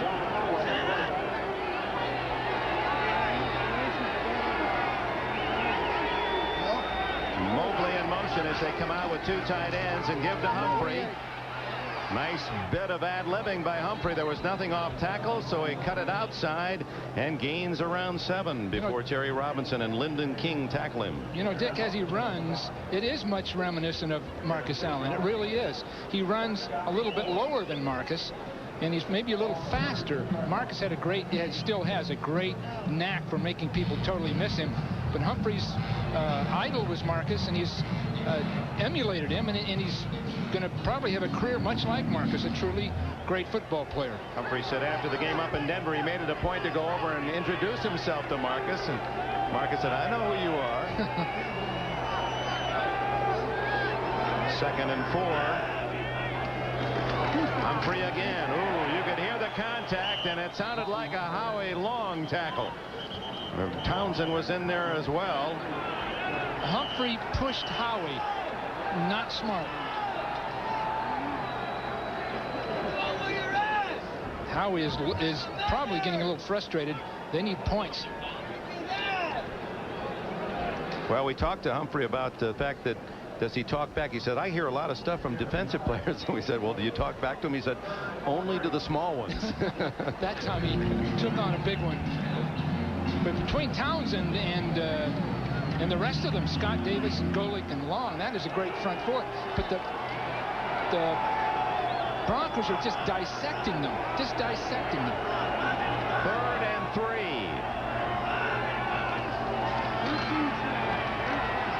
Elway underneath to Humphrey. He squirts out from a couple of tacklers and has a first down at the 41. Lyndon King finally got him to the turf. 8 more yards for Humphrey. Well, Benson and Robinson, 2 fine tacklers, are right there. He got underneath both of them to get the first down. There's Jerry Robinson, who had his number retired after 3 All-America years at UCLA, wore 84 with the Bruins. He played against Art Shell in the Super Bowl after the '80 season down in the Superdome when the Eagles lost to the Raiders. The only negative is he says Art was a professional holder as an offensive tackle. Other than that, he's been a great guy. Elway, play action and going deep. And a flag down, but the catch by Vance Johnson. That might have been offense. It looked like Vance actually did the shoving. They spotted at the 31-yard line. Now the penalty.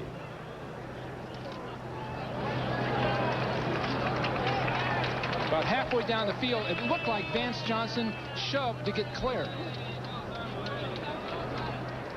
Pass interference, number 82 offense, holding, number 32 defense, offsetting penalties, replay the data.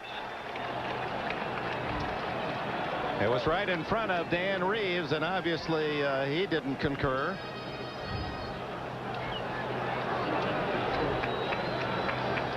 Right about the 35-yard line, it looked like there was some pushing and tugging, but Vance Johnson pushed at the last moment to get himself clear to make the play.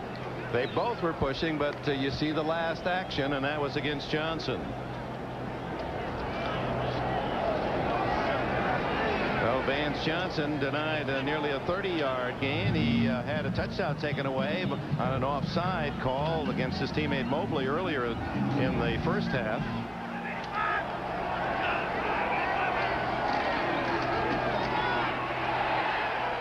Bobby Humphrey buried for a loss. They were waiting for him that time, and Greg Townsend from TCU finally got him down. There's Townsend, who leads the team in sacks with 9.5 and has 5 forced fumbles.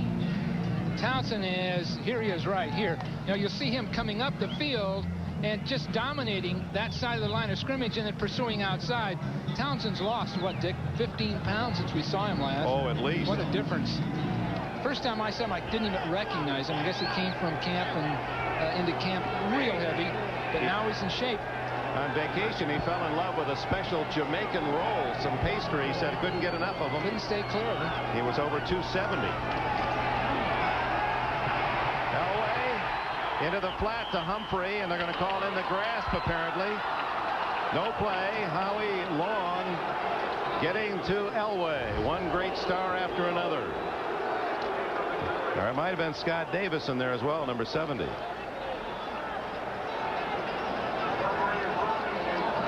Here he comes up the field. Looks like Scott Davis is underneath everything. Then Mike Wise it could have been. But the Raiders have 3 people, Scott Davis, Mike Wise, and Bill Pickell. Big, angular, aggressive football players. And they're not totally gifted as athletes. I'm not sure they're Pro Bowl players this year, but they're a force as a unit. Davis was their number 1 draft pick out of Illinois a year ago. So now 3rd and a bunch. And the 45-second clock already down to a 0. That really went in a hurry. Delay of game offense. So it's now 3rd and 22.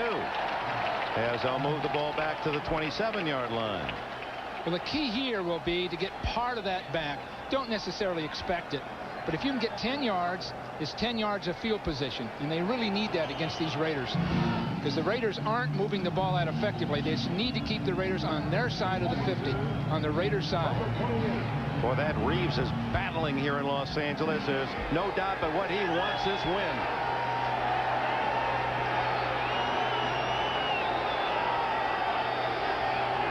Zone defense.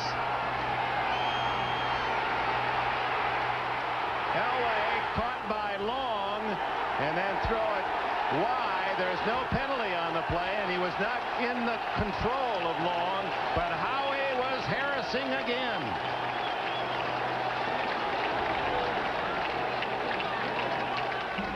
Long's coming up the field. Now Elway on a design play coming outside to his right.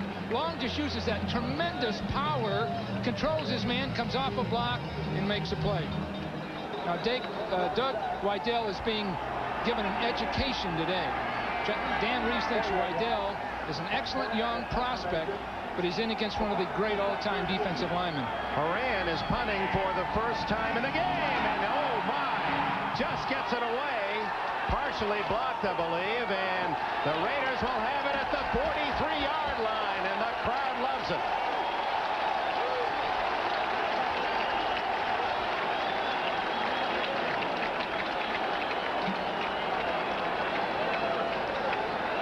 High snap, way up. Good athletic job of picking that thing up. And Horan lucky to get the ball away. It'll be the Raiders' ball, trailing by 7 at the Bronco 43. Wouldn't it be great if suddenly you were in charge of the annual swimsuit issue, deciding things like how the models pose and who gets the cover? And wouldn't it be great if the models brought beer? Really great beer, like Keystone, the fresh, cold filtered beer in a can that tastes like beer in a bottle because of Keystone's specially lined can. And wouldn't it be great if later that day you all went bowling? Introducing Keystone and Keystone Light, bottled beer taste in a can. Wouldn't that be great? This Jeep Cherokee is doing the kind of four-wheeling that its competition isn't designed to do. Unlike Cherokee, the competition recommends shifting out of four-wheel drive on paved surfaces, which is unfortunate since you never know when you might need it. But Cherokee with Select Track gives you the security of remaining in four-wheel drive on any surface. After all, doing what other vehicles can't do is what Jeep does best. Now get up to $1,000 cash back on 1992 and four-door Jeep Cherokees. Because of its unique point design, the Black & Decker Bullet Drill Bit drills holes up to 4 times faster than an ordinary drill bit. Nothing's faster than a bullet drill bit. Soldier Field, Chicago. Over 300 dead batteries and 1 die-hard battery. Our most powerful ever jump-starts every one. Die-hard. More power when you need it most. NBC sports coverage of the National Football League is brought to you by Jeep. There's only one Jeep. By the good time, great taste of your holiday place, McDonald's. And by new Keystone and Keystone Light, bottled beer taste in a can. Wouldn't that be great? So a series of penalties against the Broncos when they had the ball at midfield, plus a high snap and a short kick. And the Raiders have excellent field position. They start at the Denver 43, needing a touchdown to tie. 10 minutes left, third quarter. Berline has his hand hit by number 90, Ron Holmes. Is it a fumble? No, they rule it. Forward pass incomplete. Well, the Raiders have to get something here. When you're given this kind of field position against a top defense, this is the best you can do. They need points here, even if it's only 3. Let's look at Holmes, who played at Washington. Now they have just a 3-man rush. I think on the back side of this, on the right, there he comes from the outside, making a play. And really 4 men rushing. They shouldn't have been able to get to him that way. Holmes has 6 sacks in the last 6 games as he's taken over, beating out Andre Townsend for that right end job. Draw to Bowe. And they're there to meet him at the 40-yard line. Here it's 10-3 Denver. The third, late scores, Jets and San Diego tied, and so are the Skins and the Cards. Boy, the big story, though, is in the central divisions of the NFC and AFC, where Houston now has moved to top of the AFC Central with its win today, a tough win in Pittsburgh, and Green Bay, for the moment, the Packers lead the NFC Central. They need something right here. Getting that field position, they just can't come away with zero. Berline from the shotgun. Got running room, but Brooks gets him from behind and denies the first down at the 35. He's about 2.5 yards short. You can see there Berline, who has better speed than that, but has a bad knee, and he talked about that yesterday. He said, I just can't move around like I'd like to. I'll do the best I can. Otherwise, he'd have had first down yardage. Oh, he certainly would have. They've eliminated a lot of plays that they would like to use in the form of bootleg plays, fakes, and then the quarterback ending up to the outside. Eliminated those because of that bad right knee. Jay Schrader waiting in the wings. They'll go for it on 4th and 2.5. This is a good call. Good judgment right here. They won't get this chance again. Wide open is Steve Smith, and a first down at the 25. Scott Curtis made the tackle. Well, Berline is a fine all-around athlete. Dick, reflecting with him, a diver was he in high school, a top driver, a basketball player, baseball player, excellent all-around athletic ability. And all of that competition gives him the poise. Playing at Notre Dame gives him the poise. Scott Curtis playing for Rick Dennison. Dennison is not in uniform. He's with his wife, who is ill.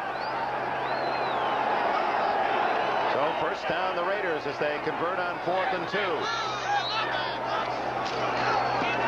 Low for 2 or maybe 3. Boy, that's the big improvement in this Denver team, and Dan Reeves talked about it. He said, I thought we'd be better offensively and we'd come along defensively. He said, but right from the opening game, the defense has been our strength, and they're number 2 in the league in least points allowed coming in, and number 5 totally in defense in the NFL. 9th against the run, 3rd against the pass. Well, for the first time in maybe recent history, they're stopping the run each week. Consistently stopping the run. Down the middle and almost intercepted by Mecklenburg. Almost as if he knew where Berline was going to throw. He was waiting in the weeds. There are about 4 passes a game by Berline in the last 2 weeks now where he's forced the ball with a defender standing right next to a receiver. In that case, 2 linebackers converging on a tight end. Mike Dial was the intended receiver, and Berline got it busy. They've got to get 3 points here, so he can't be sacked. Can't botch this play, even if it's an incomplete pass. They moved.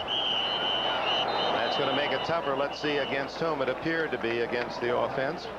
Jerry Seaman will let us know. False start prior to the snap. Number 63 offense. Still 3rd down. So this is what hurts. So that'll make it 3rd down and about 12. Giesecke played at Cal State Sacramento, one of the smaller college athletes who have proven to be a solid starter in the NFL. He was a 10th round pick a couple of years ago. It's a shame that we only point out some of those offensive linemen on a penalty, but they're not all bad. Well, it's a fine young offensive line. Al Davis had lunch with him the other day. He serves a beautiful lunch, but he says what he wants to say. And one thing he did say is he really thinks this offensive line is one that will stay in place for some time. 3rd and long, and Berline throws incomplete to Mike Alexander. And now with that penalty, Jaeger will come on and try a much longer field goal. His range is really about at 40 to 45. These are the kinds of things that win or lose a ball game right here. It's a long field goal, a missed field goal that was related to an incomplete pass the play before. It all sort of adds up to just failing to win a football game, just by a few points. This would be his longest of the year if he makes it 46 yards. And he has got it.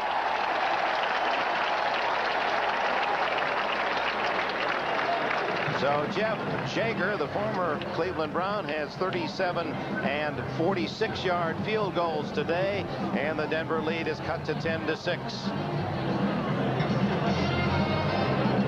Just sliding it inside the right upright with 6:49 left in the third.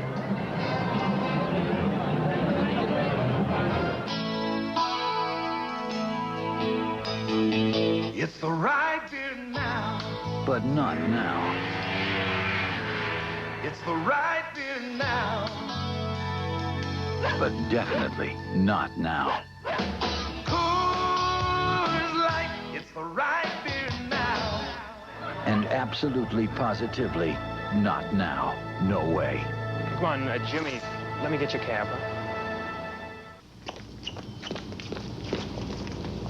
GM is bigger, Ford is richer, but neither of them beats Chrysler when it comes to satisfying the customer. Who says so? You do. For 3 years in a row, Chrysler has the highest customer satisfaction of any American car company. Not GM, not Ford, Chrysler, both for our cars and our dealers. Hey, we wouldn't mind being bigger, and richer wouldn't be bad either. But meanwhile, I guess we'll just have to settle for being better. Every year, it gets harder to keep the guys' hands off their gifts. That's because I always give them good-looking isotoner gloves. So I'm hiding them in my locker. Now they won't be grabbing these comfortable, great-fitting gloves. So take care of the hands that take care of you. But take care where you put the isotoner gloves. And now, Isotoner fans, there's a present for your feet. Isotoner's introducing slippers and socks for men. Catch them at fine stores everywhere. Gozar. Long ball is going to go for a touchdown. The game's over. Slaughter. Webster Slaughter's got a big one again. The NFL's stingiest defense. The Browns battle the Colts. Next Sunday. Oh, they're all so important now. And for the Raiders, down 10-6, they kick off here in the third. It's Ken Bell. Bell out to the 25-yard line. Let's look now with the finals in at the AFC Central Division.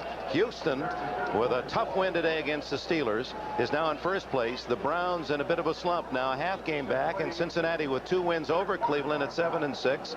And you'll see those teams next week on NBC. The 12:30 games, Kansas City at Green Bay, perhaps the 2 big surprise teams of this year. Chargers and Washington will be in D.C. with Bill, Seattle, Cincinnati, Pittsburgh, and the Jets in the late game, Cleveland and Indianapolis. NFL Live at 12:30 Eastern Time.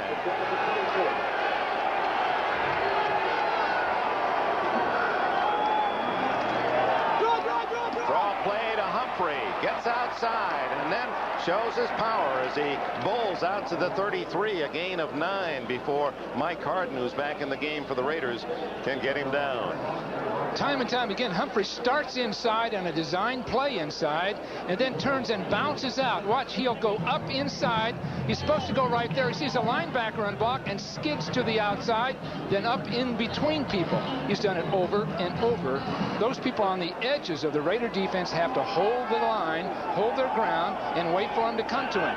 Because about every other time, they'll come out their way. He's 7 yards away from 900 on the year. And they're waiting for him this time, and Howie Long gets his 270 pounds around the ankles, says that'll be it. Howie, whose dream was to be a power forward with the Boston Celtics as he grew up in the Beantown area. Well, he would be a power forward, I know that.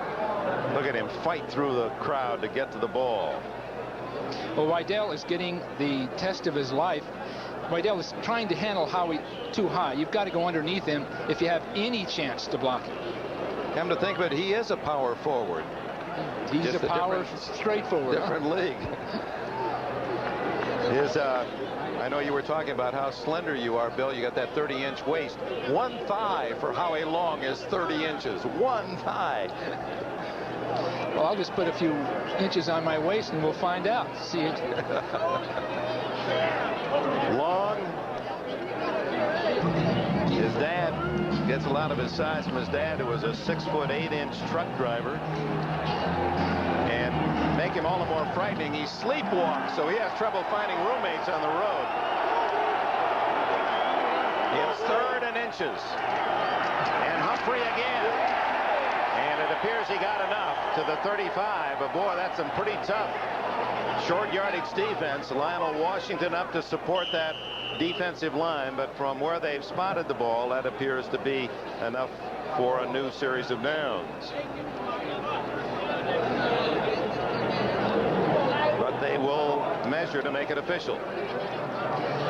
Dan Reeves manages a game, and it comes through experience. A great at managing a football game would be Tom Landry in the past, or a Don Shula, but especially a Tom Landry. And Dan has learned from him. When I say managing, being able to deal with all of the situations that come up and make a good, solid decision as he sees them, whether the wind's blowing and he has to account for it, or his team's well behind, or they're using the clock, or just identifying what the defense is doing and playing good, solid football. And that's the last thing a coach develops, is managing the game itself. I never heard that expression in football. You hear it all the time in baseball, running a game, managing a game.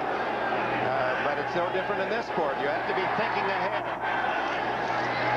Here goes Humphrey. Caught in the backfield. Guess who?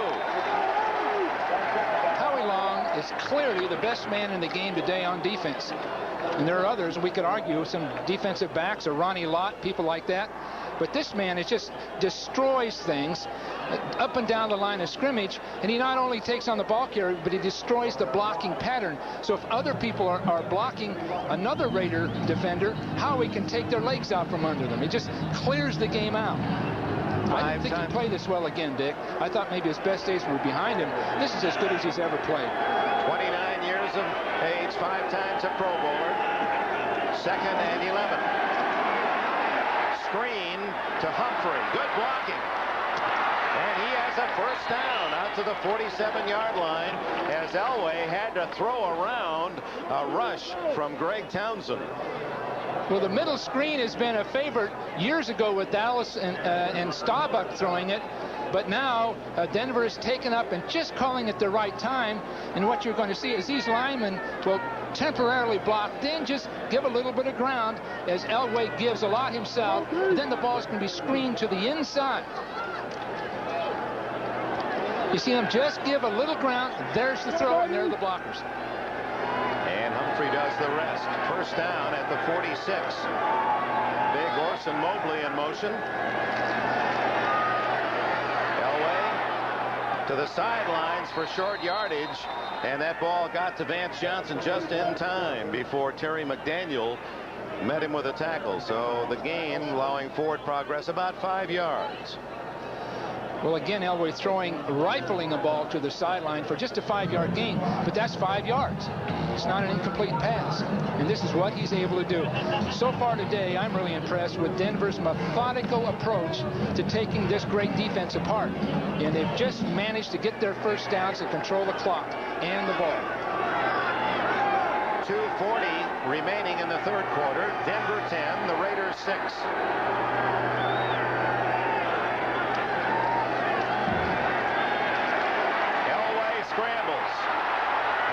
A first down at the Raider 38-yard line. And Howie Long again, downfield 15 yards, got him from behind. It was a foot race between Howie Long and Elway. Elway will come up the field in pass rush. He'll way to our left of our screen. Now Elway runs, and out comes Long behind everybody to try to make a play. He had to fight through the official and still got a big mitt on Elway. Did Long. Talked about his thighs. When he goes to buy his shirts, neck size is 20. And people would think, well, he was built up with weights and even conceivably steroids, but it's, as you pointed out, it's in his family. He has a 7-foot relative, a 6'8" dad, mom and dad, everybody, big people. He was obviously well proportioned. Boy, look, and he's got a great sense of humor. He was on Bobby Bethard. Don't take any phone calls from him. He's not real happy with Bobby and Ralph Wiley. And he wants to trade him Go-Go, the equipment manager, for 3 guys from NFL Live. 2nd down and 8.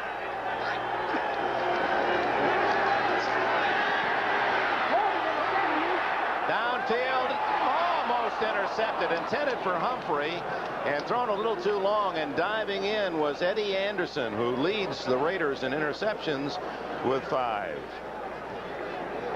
Stops the clock with 1:03 remaining in the third.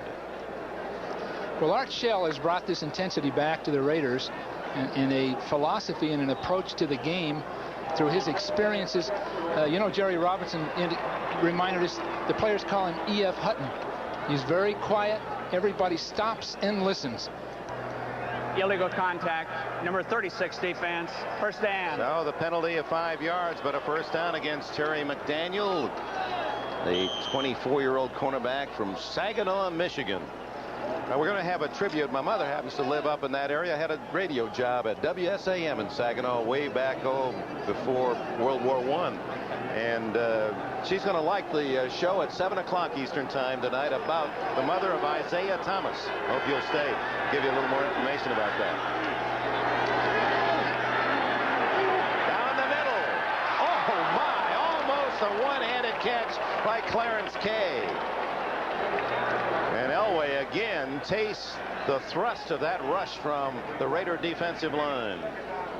It's got people working up the field, up inside. The Raiders have big, awesome people pushing upfield. That's their history. From Matusak to all kinds of men, row these big, powerful men that push the blocker back into the quarterback and then finally come off the blocker and make the sack. But they disrupt the passing game with that strength of bull rushing through people. Last minute, third quarter draw, and it's wide open for Humphrey. And does he take a lick from Eddie Anderson and Mike Harden? But he jumps up, and he's close to another first down as they spot it right at the 22-yard line. And that's going to move Humphrey up over the 900 mark for the year. Let's just listen to the sound of the game.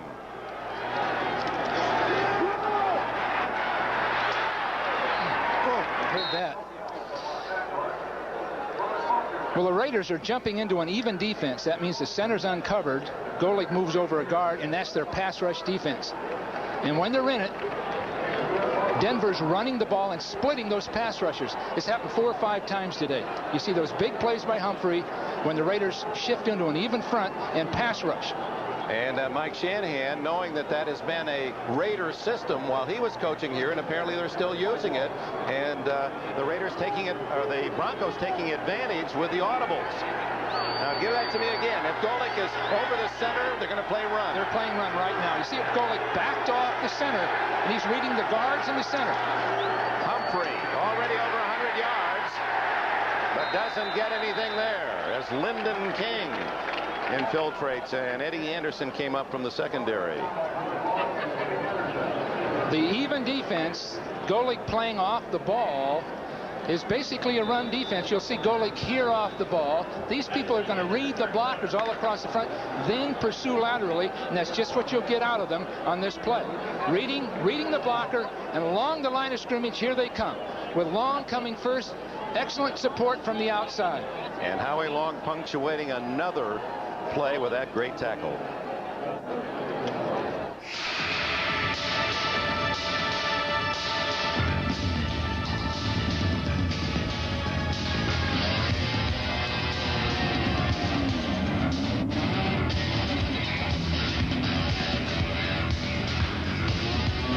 In the most volatile arena of automotive competition, to compromise is to finish second. Introducing the 1990 Acura Integra. Tell me, is he still upset? Well, you know, Dad. Never really understood why I joined. I mean, maybe you'll go straight to college. But I had to prove something to myself first. The GI Bill and Army College Fund. If you qualify, you can get more than $25,000 for college and an edge on life. Do you think Dad will ever come around? Dad?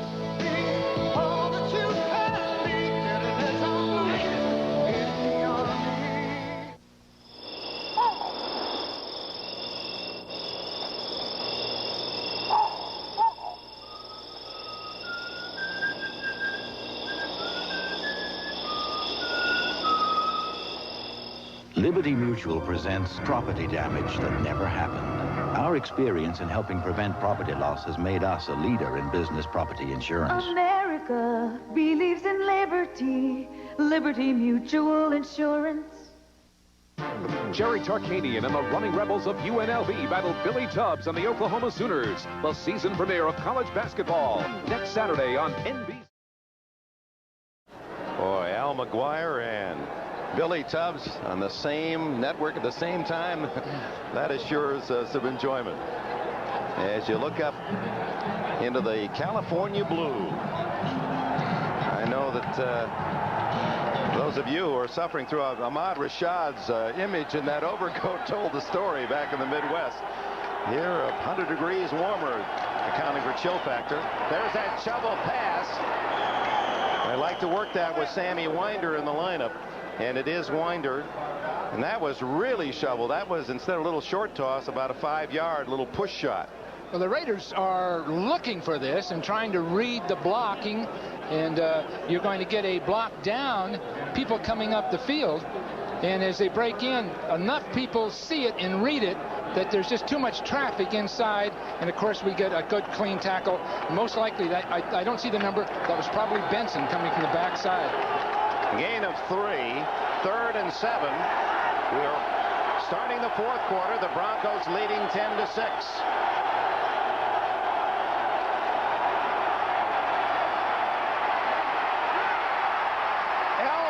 Fighting, but I don't think he made it. He's down to about the 13 where his knee went down. Mike Wise and Jerry Robinson got to him. And out comes the field goal unit as he's a yard shy. David Treadwell, who kicked one from 34 yards earlier. I want to correct something. We had Jager at 45. Jeff Jager has kicked one 52 yards earlier than the year. And today has field goals of 46 and 37. But now it's Denver trying to get back on top by 7. The miss by Treadwell was from 42 yards, a low kick that appeared to be partially blocked. 30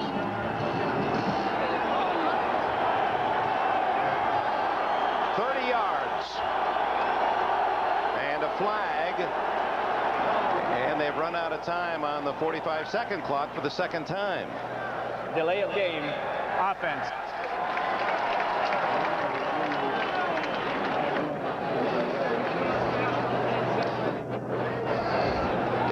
Reacting.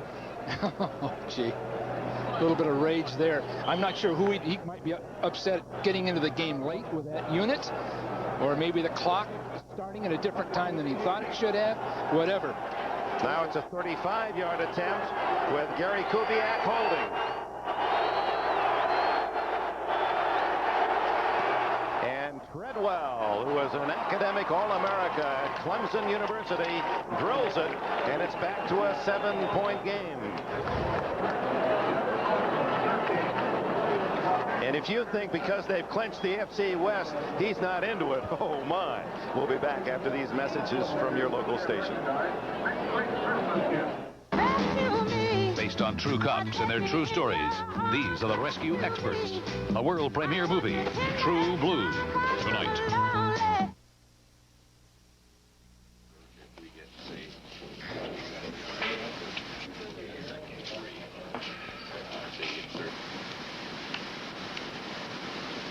Hey, who's wearing a cheap cologne?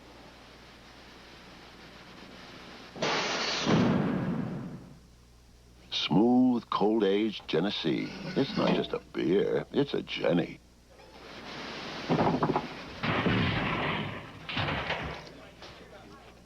Special announcement from your Northeastern Pennsylvania Chevy Geo dealers. The last great deals of the decade announced by the Chevrolet and Geo divisions of General Motors continue to attract new car and truck buyers. Current incentives include factory cash, special low-rate financing, and special incentives for college grads and first-time buyers. Plus, generous factory-to-dealer incentives that can save you more. These special incentives show that now's the time to buy. These last great deals of the decade end soon. So hurry to your Northeastern Pennsylvania Chevy Geo dealers.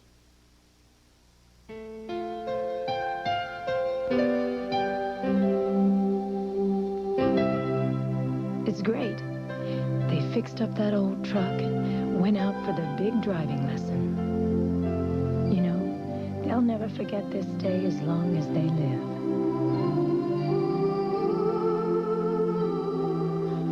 Here's to fathers and sons. First-time driving lessons and comfortable blue jeans. Wrangler. Vic Betters and Eyewitness News on WBRE TV 28. As the playoff picture solidifies with the finals from earlier, Cincinnati, after a midseason struggle, back in the thick of things in Houston. The leader now in the Central. The kick comes down to Stephon Adams of the Raiders to the 20, 35.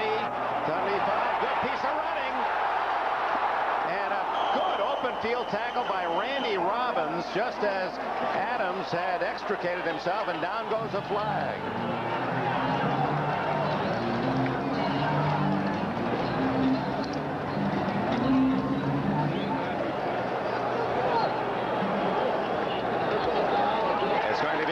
The Broncos, a personal foul, and that'll add 15 yards. He's personal foul. Look at the effort he's making. Good tackle down the field. Good tackle. Couldn't see it. You saw Ross. Oh, I see. He pulled the leg after the tackle. So that cost Robbins in Denver 15. Remember, Dennis Smith is not playing today. He has a groin injury, and the all-pro performer who has had a great season, they want to rest that groin, and Robbins replacing him at safety. This is a well-officiated game at this point because they're not letting anything get out of hand. Anything they see along those lines, they call. Kerry Porter is at Bo Jackson, and Mecklenburg makes the tackle. Appear to be Kerry Porter, number 31, and he may have fumbled.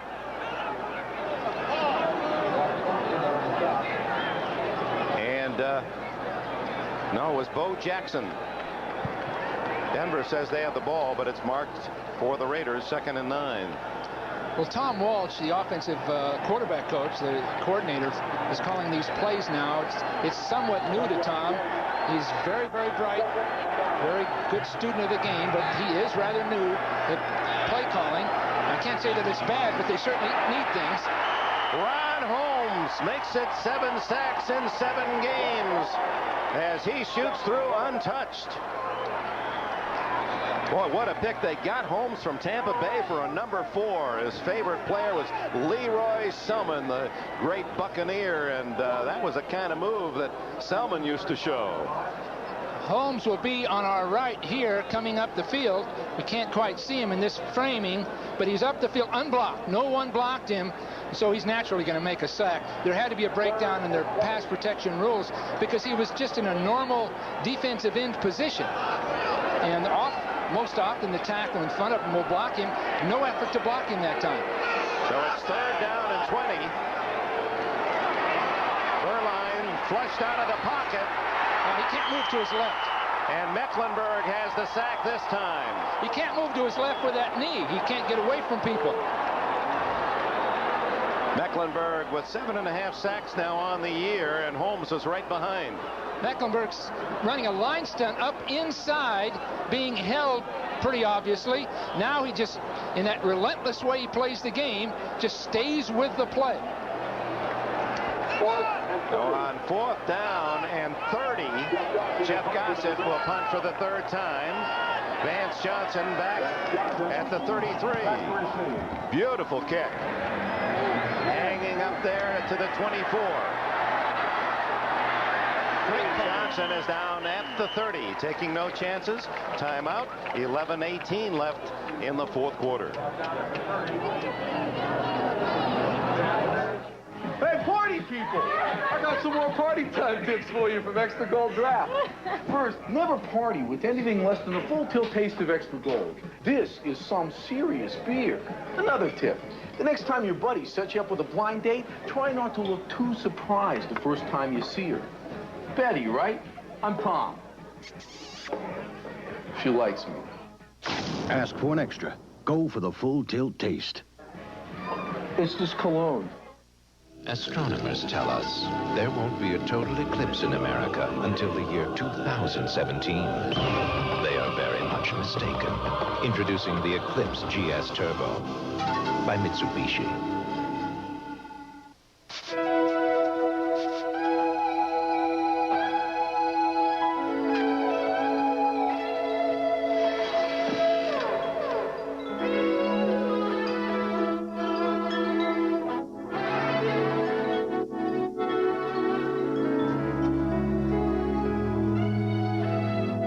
Life's full of simple pleasures, like the comfort of Levi's jeans. Or had you forgotten?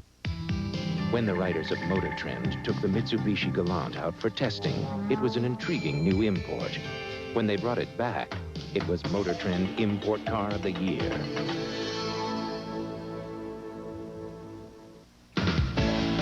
NBC sports coverage of the National Football League is brought to you by Extra Gold Draft, the party time beer with the full tilt taste.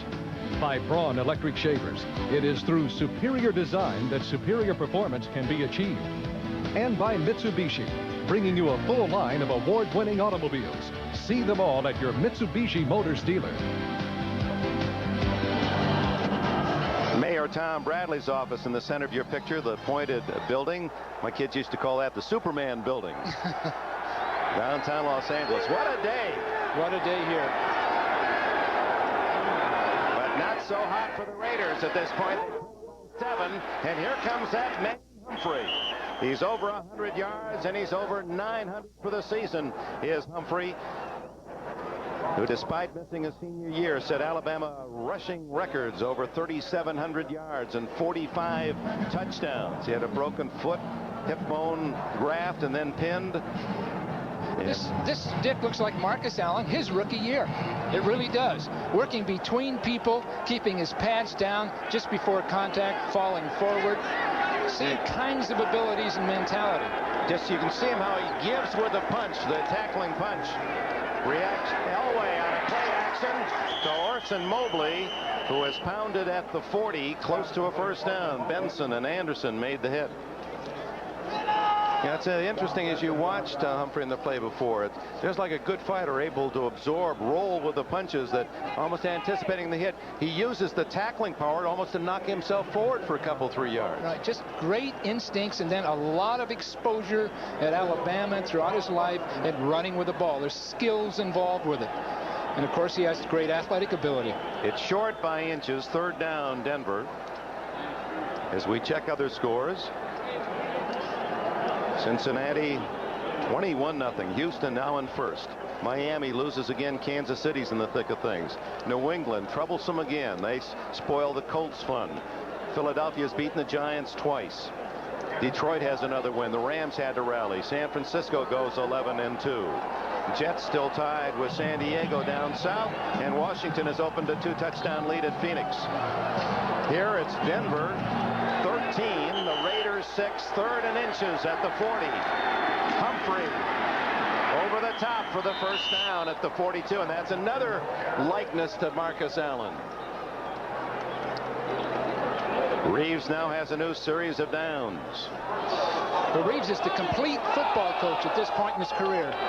He handles all facets of the game beautifully, calling the plays. Humphrey knows just when to go over the top. It's a rehearsed play, short yardage. I'm sure there's a call involved with him thinking of going over the top to get the first down. 25 times now that Humphrey's carried today, 111 yards.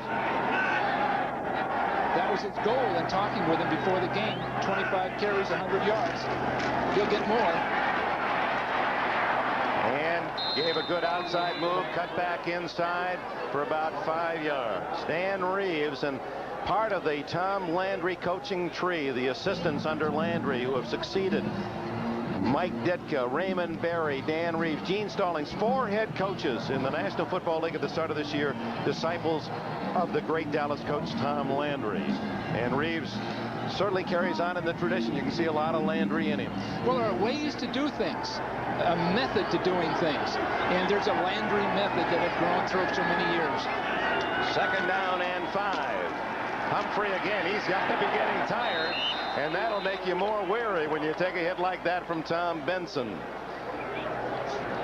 Well, there's going to be a day, and I know you won't talk about it, so I will, Bill Walsh, where there'll be disciples of Walsh. You already have 2 that are head coaches, Sam Weich in Cincinnati, George Seifert, who replaced you in San Francisco.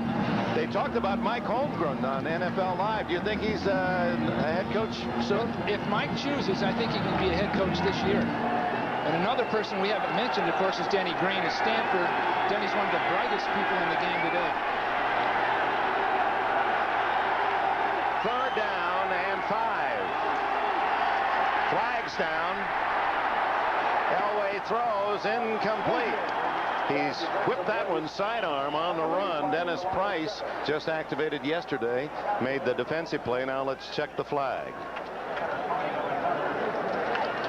Against Denver. So the Raiders have held. Here comes Horan and the punting team.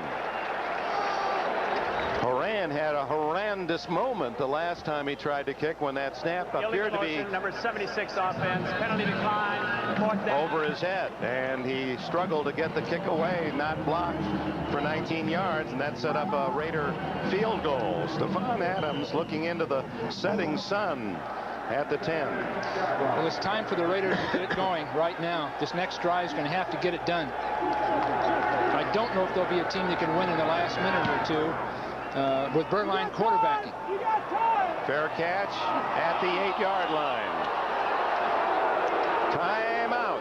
8:15 to go, and the Raiders need a touchdown to tie.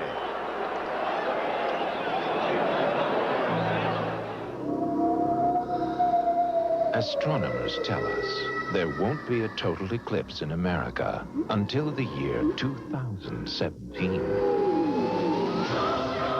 They are very much mistaken. This is the year of the eclipse.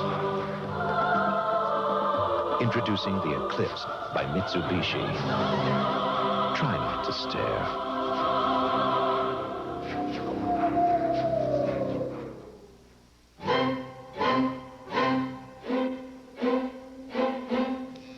Some people see shaving as something you do for 3 minutes a day. At Braun, we see it as something you do for a lifetime. And we think you should make the best of it. The Braun Shaver, with its 3 shaving positions. Designed for those who choose to make a virtue out of necessity. Braun, the world's #1 selling foil shaver.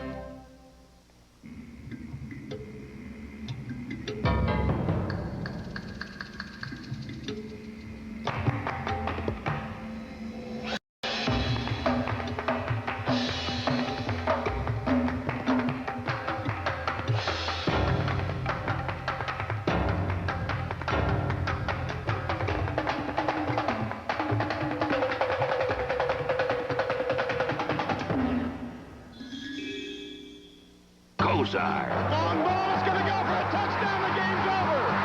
Slaughter. Webster Slaughter's got a big one again. The NFL's stingiest defense. The Browns battle the Colts. Next Sunday. You see the domination of the Denver defense in the second half, and we hope you'll be with us next weekend for NBC's coverage of the NFL. Join the guys at 12:30 for NFL Live. We had a chance to watch it out here in the morning in Los Angeles. Boy, what a fast-moving show full of information. I think that Ohio football piece was just one of the best I've ever seen. Covered a lot of the folklore related to the game of football, especially, obviously, the state of Hawaii. Berline up the middle. And they're going to call it incomplete. No possession. Willie Gault took quite a hit from Wyman Henderson. Former track star sprinter Willie Gault.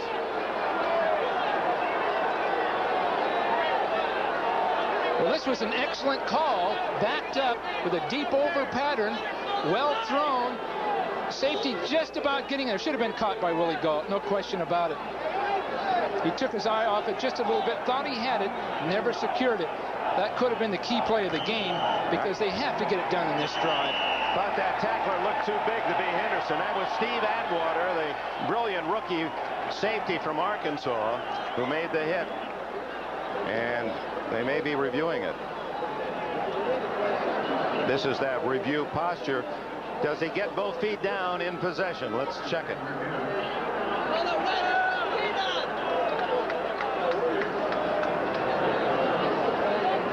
In the air, he's got the ball, appears to be in possession. One. I think he had it, Dick.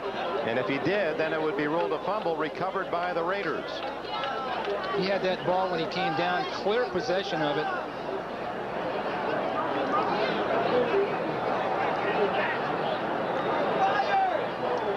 Barry Seaman and his Officiating crew waiting patiently for the word from upstairs. Dave Kamansky. Review of instant replay. The play stands. Second down. Wow. Well, there was not irrefutable evidence to overturn the decision as Wade Phillips. You know, that irrefutable evidence, a smoking gun, and they're not quite sure who fired it. Gee, if he didn't catch that ball, I can't believe it.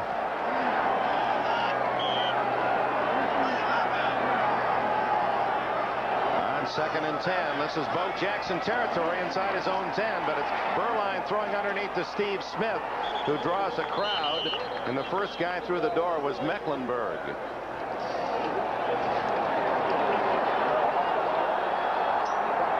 Good call by Tom Walsh from upstairs. The last two calls have been good ones. Now here's that substitution that's almost automatic. When the Raiders substitute on third down, in go the Bronco defensive backs primarily. 25 Corrington and 36 veteran Mark Haynes. Third down and 4.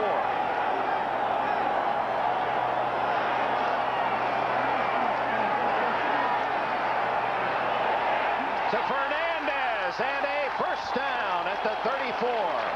Now that was a beautifully executed play by everyone. The pass protectors, the short receiver holding a corner up, and the splitting of a zone.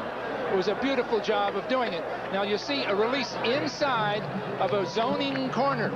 Now there's a hole in the defense right there, and the ball's beautifully timed. Now that ball was thrown before the break outside. So it was just a beautiful job by Fernandez looking for a ball rather than anything else, because the ball was halfway there when he turned. Third catch for Mervyn Fernandez gives him 40 for the year, the leading receiver. And this one deep down the middle, the tight end dive. He could go all the way. Touchdown, Raiders.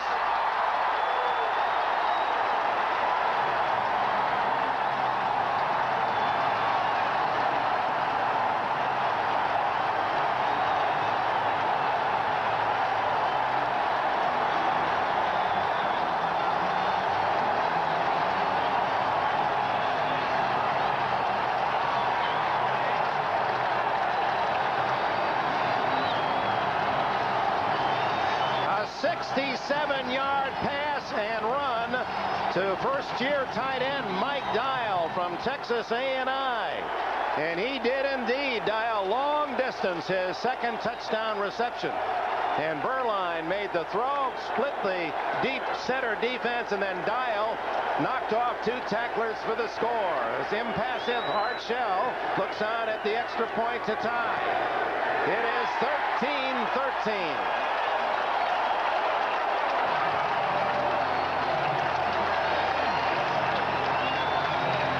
There's a throw down the middle, two rotating safeties, an excellent job down the field by Dial. Beautiful job. Now Munford should have had coverage on Dial, and he lost him. He lost him coming down the field. And to the delight of his quarterback, we're even with 7 to go.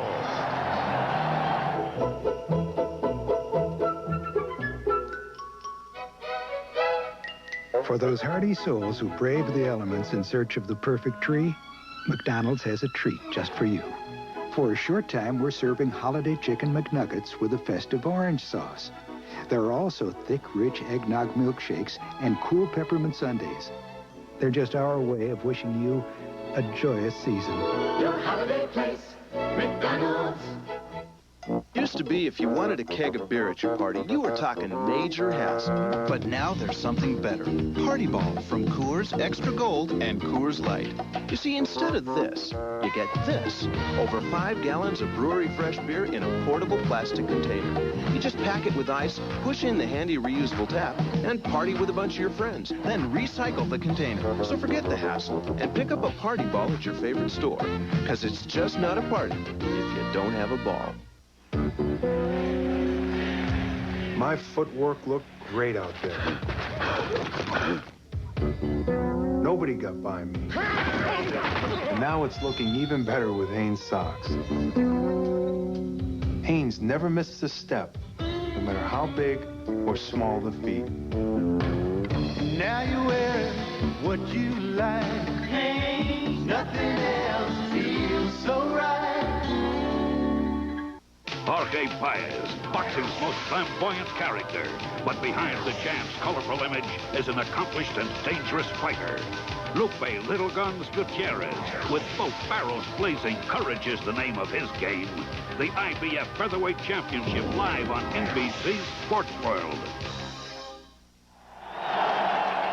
Texas-bred Mike Dial, whose idols were Roger Staubach and Drew Pearson, gets the Raiders even. Ken Bell at the 7. Flag down, and so is Bell at the 17. Let's go back and take another look at the touchdown play. In this case, the Denver secondary is going to play 2 short people and 2 deep, so these receivers will hold both safeties to the outside. Meanwhile, Munford is expected to cover Dial right down the middle, and he loses a step and gets behind him. Then it's a beautiful throw by Berline right up over the top. Now you'll see Munford trying to stay with Dial. He loses him. Now this is excellent job by Dial here.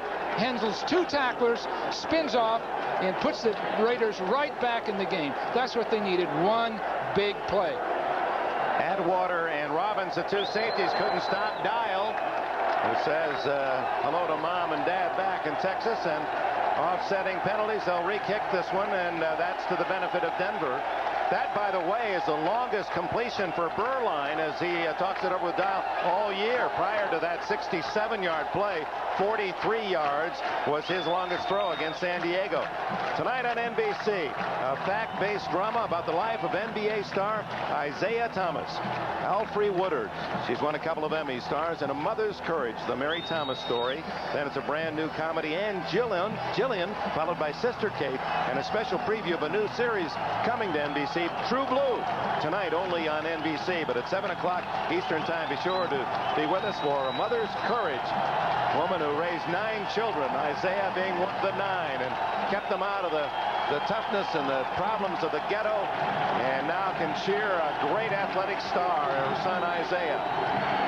Right now, we're at 13 all with 6:57 to go. Beautiful kick. Bell again. Oh, and he is rung up at the 21.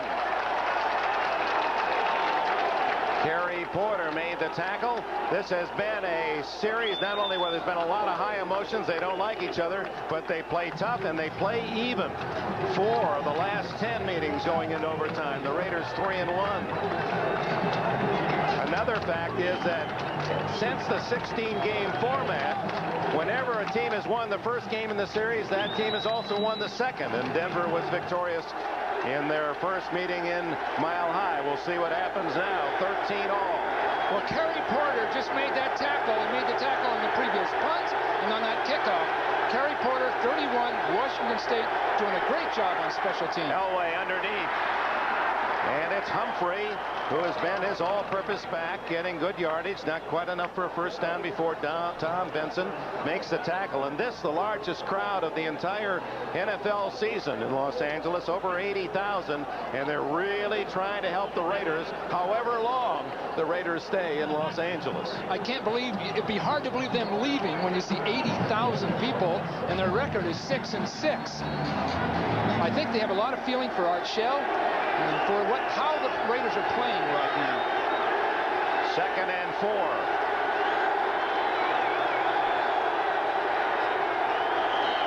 Too much time. No, that may be called against Elway. He pulled back before the snap was made. False start prior to the snap. Number 66 offense, still 2nd down. Boy, Dan Reeves, for a man who has already coached this team into the playoffs, I've never seen him battle any harder along the sidelines than he has today. He wasn't kidding when he said he doesn't like the Raiders and never has. Well, he senses that he's going to have a great season, and every game now counts. He can see that Super Bowl trophy.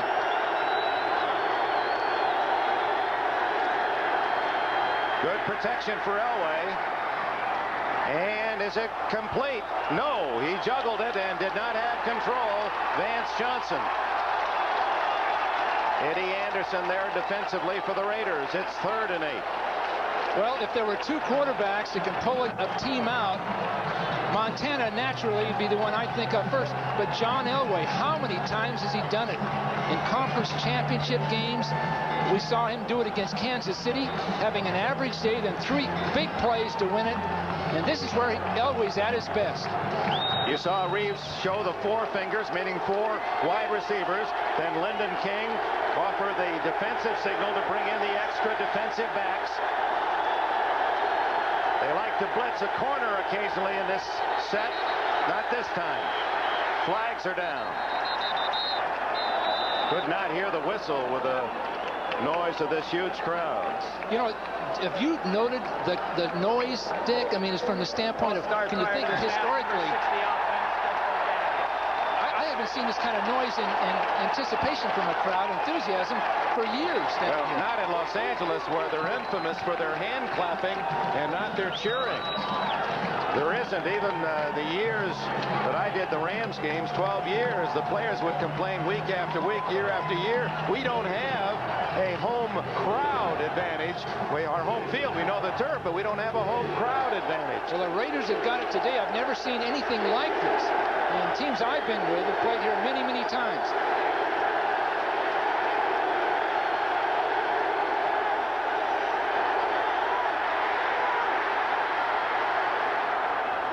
Complete to Natil, and he has a first down to the 38-yard line. And that's where Elway's arm. That field is 160 feet wide, 53 1/3 yards. And Elway's a guy who can fire to both sidelines. A lot of quarterbacks can't make this throw. I don't think there's another one that can do it other than maybe Cunningham. Now what happens, the Raiders keep dropping when Elway holds the ball. So the Raider defenders in the zone defense keep giving ground and give too much ground. Ball fumbled after Natil left the field of play. 5 minutes to go. 13-13. Humphrey to the 41-yard line, and he's paying for the yards now as he gets 3 more. Lionel Washington, number 48, an Ahmad Rashad lookalike, and Greg Townsend made the tackle. Well, this is the stage of the game. As it wears on, the defense becomes more fatigued than the offense as far as the linemen are concerned. The pass rusher gives more energy, puts out more energy each play than the offensive player. And talking with Lanier before the game, he said the 4th quarter, the offensive tackles tend to have an advantage over the pass rushers. Time out, Elway, and that won't please Reeves. First timeout of 3 in the second half spent by the Broncos. The game even, time running out. If you feel life's more interesting when you make a splash. It's the right beer now. If you feel a great beer starts with great water. It's the right beer now. Because you're the kind of person who likes to get to the bottom of things. Call for the Silver Bullet, the one that won't slow you down. Coors Light. It's the right beer now. It's a Radio Shack Merry Christmas. And now you can save $300 on either of our 2 most powerful Tandy 1000 PC-compatible computers. They're easy to use for your whole family, yet powerful enough for business. Discover the easy-to-use desk-made difference, where the same simple graphics guide you through word processing, spreadsheets, and more. Take advantage of the savings on 2 great Tandy 1000 computers from $5.99, only at Radio Shack, the technology store. NBC Sports serves your need to know all week long. Dial 1-900-454-3500 for NBC Scores Plus. 24 hours a day, 7 days a week, anywhere in the USA.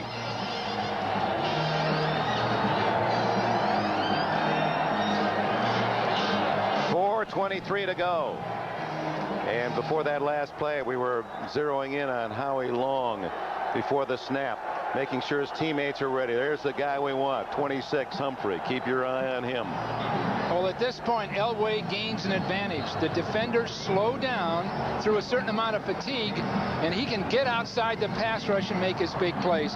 Time and time again in his career, he's done it late in the game because the defenders tend to slow a little bit without realizing it, and he can make his plays off those fatiguing defenders. Elway, who grew up watching the Rams here in Los Angeles, played his high school ball over in the San Fernando Valley at Granada Hills. Second down and 7. 9-man front. Here comes Benson. Elway scrambling and throwing incomplete, and wide open was Kay. Lyndon King covering Kay, was down on the ground, but under pressure, Elway unable to get the ball to his tight end. Well, the Raiders took a chance. They brought people. They brought their nickel linebacker, Benson, on the outside. You see people stunning up inside. There's Davis. Here's Robinson. They brought their people, and they almost lost a big one there because the defender fell. And had that been a completed pass, it would have gone all the way. 4:18 to go. Big play. 3rd down and 7.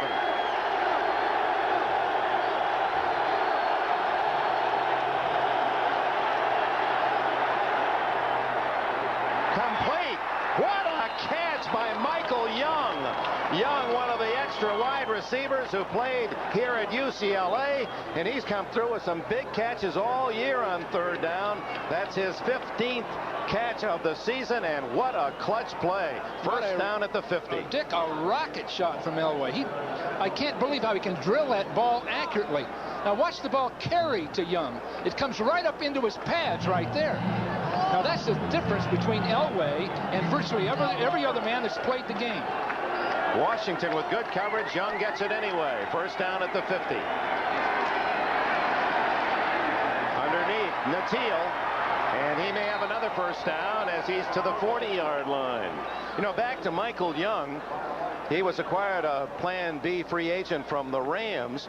They're starting to talk about Young the way they gloried in the plays of Steve Watson. Watson, who for so many years had the big bomb, was so deceptive in his speed and his great style and getting open. And Young says, well, I'm not quite there yet, but give me a chance to play more. And they are, and he's delivering. The game is tied even at 13. Of course it is even if it's tied. But here he is outside again. Flags down and incomplete to Mark Jackson. McDaniel on the coverage. And Mark Jackson was open. He could have scored on that play.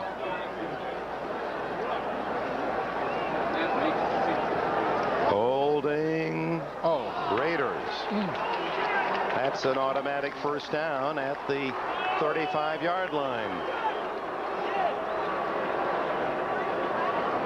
Terry McDaniel, 36, covering Jackson. Oh, he has to tackle him. He trips and slides on the surface. He only has one hope. Tackle him and hope somebody doesn't see it. Well, they won't have to review that one. Obviously, you don't review penalties on instant replay.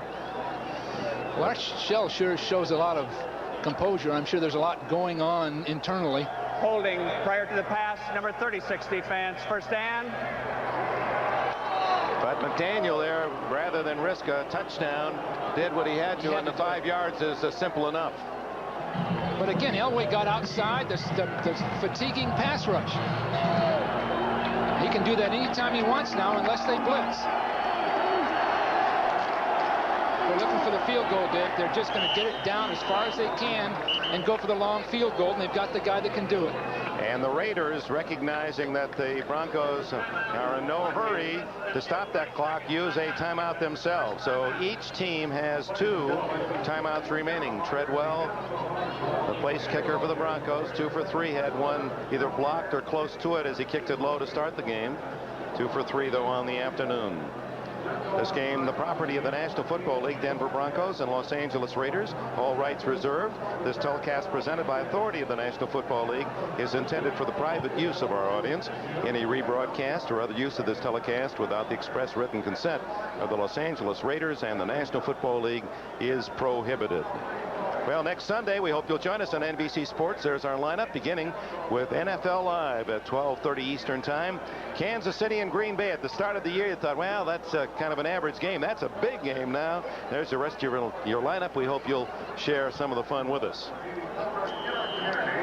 Hey, they cleaned up really nicely this week. Those four guys took new pictures. I bet they had to take 50 or 60 shots to get one where they all had I liked it better when it looked as if their bodies were shot in one studio and their heads in another, but second down and 8. They only need about 5 yards for a long field goal. Elway under a blitz. He has to throw it in a hurry, and it's short. Steve Sewell and Ricky Teal were over there. Well, the Raiders got good push-up inside on Elway. He wanted to time a throw to the outside, but the push coming from the outside, he couldn't really get a time pass off on a out-breaking pattern, and that's really all he wanted. You can see that push and the blitz coming up inside. He's leaning away there as he throws the ball. And Howie Long was the man that was tackled as he was getting to Elway. Now look for a run right here, or even the shovel pass. They're looking for the shovel pass or a trap, because all they need is 5 yards to get that field goal. 10 men on the line of scrimmage for the Raiders. Here's a screen to the outside. Winder, but it was well read by Scott Davis, and Winder knocked out of bounds at the 36-yard line. A tough decision now for Reeves. A field goal will be of over 50 yards, and Treadwell has not shown that kind of leg this year. He's hit one from 46. He's tried one of over 50, 54, and missed that one. So he's going to stay on the sidelines, and the punting team comes on. Well, that was the critical play thus far of the day, because all Reeves wanted was 5 yards off that screen pass to the outside, and the Raider lineman read it. So they've scouted this offense well. The shovel pass, the trap, the screen, in those situations. And we have our 2-minute timeout, 13 aside. AT&T, the right choice. George Blanda's the only player to score over 2,000 points, but what current player joined the ranks of the top 10 all-time leading scorers in 1988? Jim Breach of the Bengals, Gary Anderson of the Steelers, or Pat Leahy of the Jets? Which would you choose? Did you know that now almost any size business can save with AT&T? If your business is spending as little as $50 a month in long distance, you can save 10 to 28% or more with the new AT&T Pro Watts. It works over your regular telephone lines, and you automatically get bigger and bigger discounts. The more you spend, the bigger the discounts. Whether you're spending $50 a month up to $5,000 a month, we have the one plan for you. Call us. We'll even waive the sign-up fee. Pro Watts, another AT&T advantage. In 1988, Pat Leahy scored 112 points to run his career total to 1,190. If you said Leahy, you made the right choice. Welcome back. The Raiders are about to get the ball with 2 minutes to go deep in their own end. We've searched the entire Coliseum, and we found one guy that has a little experience. And what do you do from your own end, 2 minutes to go? What do you think? It's all a blur to me now. I can't remember. But I do know this, that the Raiders have to be careful at this point. They don't need a turnover. They've got to get a first down sort of the legitimate way before they go for the end zone, because any turnover now, and they'll get that long field goal against them. Kind of like the manager going out to talk to his pitcher with the bases loaded, saying, don't walk him, but don't give him anything to hit. Makes sense to me. So it's the Raiders who get the ball now, as Horan apparently will punt with the ball at the Los Angeles 36-yard line. Art Shell has seen his young quarterback Steve Berline hit tight end Mike Dial 67 yards here in the fourth quarter to tie the game at 13. One of the very best punters in the league, and dropping it down inside the 10. In fact, counting today, he has 20 inside the 20. Even when the Raiders have the ball now, Dick, they've got to play defensive football, because naturally Denver will call timeouts and try to get a punt and get the ball back around the 50. That one's going to go into the end zone, it appears. Well, that helps.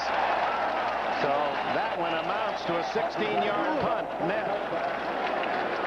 Moran, who usually is very good in that situation, a little disappointed with himself. So from the 20. That was really critical, because any kind of an out-of-bounds kick inside the 20, Denver takes his time, uses its timeouts, gets a punt, gets the ball around the 50. One play by Elway, and they've got 3 points. So now the Raiders have got to be very careful, almost playing defensively at this point, at least until they get 1 or 2 first downs, sort of the tough way, before they go down the field with the ball. Here comes Burline with Bo Jackson. Jackson, playing with a sore leg, has not been the brilliant runner that we might have expected, nor has he the last 3 games. But you never know. There's his wife, Linda.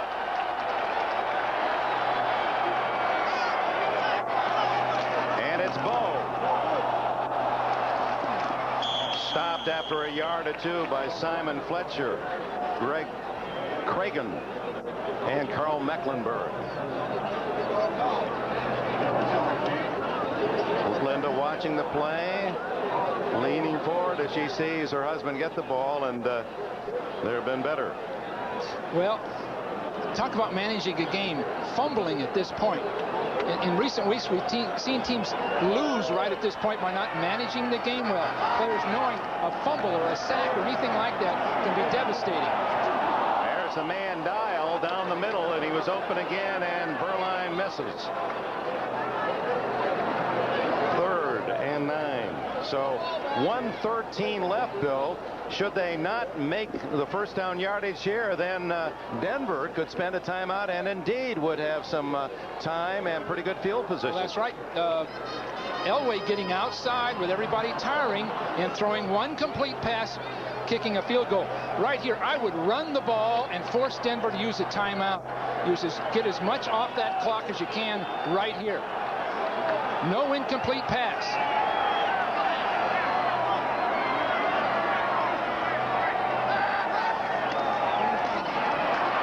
Burline chased by Fletcher, and it is almost intercepted, and a flag goes down. And they might have had a lineman downfield. Mervin Fernandez, the intended receiver. No, it's against the Raiders for a push, and undoubtedly declined by Denver to bring up 4th down. Interference, number 84. See, that play took 7 seconds, Dick. 7 seconds, and the Raiders stopped the ball, the clock themselves. They didn't force Denver to use a timeout. So Denver has its 2 timeouts still in the bank, and now Jeff Gossett will try to deliver a big kick. He had a 52-yarder the last time. Ricky Natil now is the deep return man at the 36. It's a good kick. Great kick. Natil at the 29. 40, 50, could go all the way. Vance Mueller gets him down at the 34-yard line, and only the speed of Mueller, who is a Division II national sprinter on a title team, saved a touchdown. 38 yards for Natil. Well, it's, again, handling this situations as a team and as a coach, it really takes years. Denver's been through it. The same coach, the same program. These people know just what they want to do.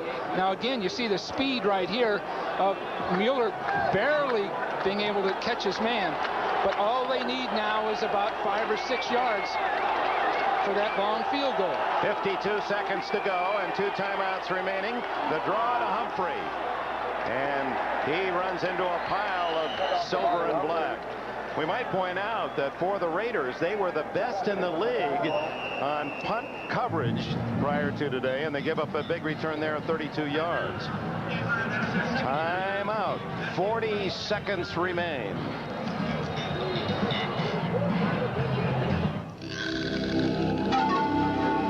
Astronomers tell us there won't be a total eclipse in America until the year 2017. They are very much mistaken. This is the year of the Eclipse. Introducing the Eclipse GS Turbo by Mitsubishi. Try not to stare.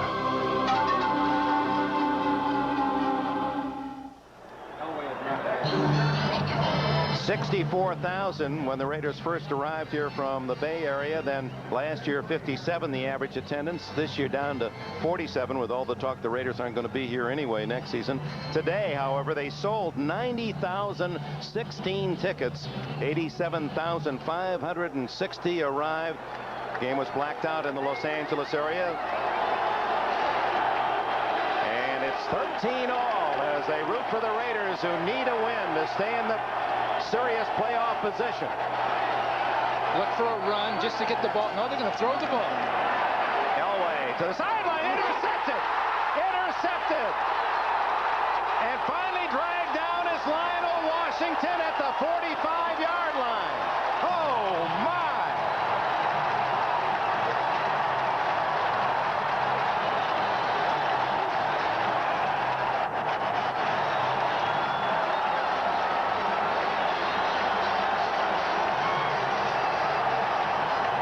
Seconds to go.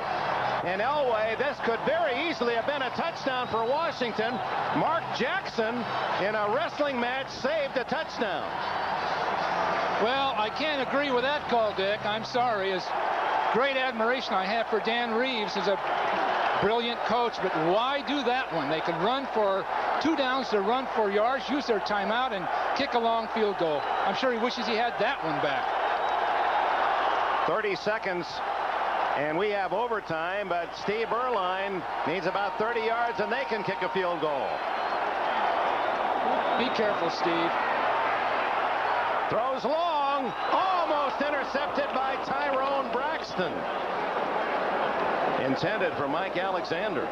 The key now is to go for the overtime. Why fight it? And that may be the message just shouted in to Berline. Ball at the 45 of Los Angeles. 24 seconds to go. The Raiders have 2 timeouts left. That's where the championship experience comes in. That's why you did see the San Francisco team, the Raiders of the 70s, and those great teams handle these situations. 3 wide receivers, Fernandez, Alexander, and Galt. Shotgun. Nifty footwork to get free and throw long for Alexander. Incomplete. Oh, my. Steve Atwater, 27, covering Alexander as they went for the bundle and came close. Fans booing wanted interference, but it appeared to be a good play by the rookie Atwater. Well, there was hope right here. A lot of hope, but they're all going for the ball. 16 seconds. There's Atwater, the smiling assassin. Boy, Reeves said when they knew they were going to go for a defensive back in the first round, so they brought in the top 4 or 5 defensive backs last year as seniors and looked for character. And he said, here's the guy, Atwater. He's a leader, and so he has been. On 3rd down, Berline again going long. Is he inbounds? No catch. No catch. He was out of bounds when he came down, and he was open. Fernandez, as he received the ball, had 1 foot out of bounds.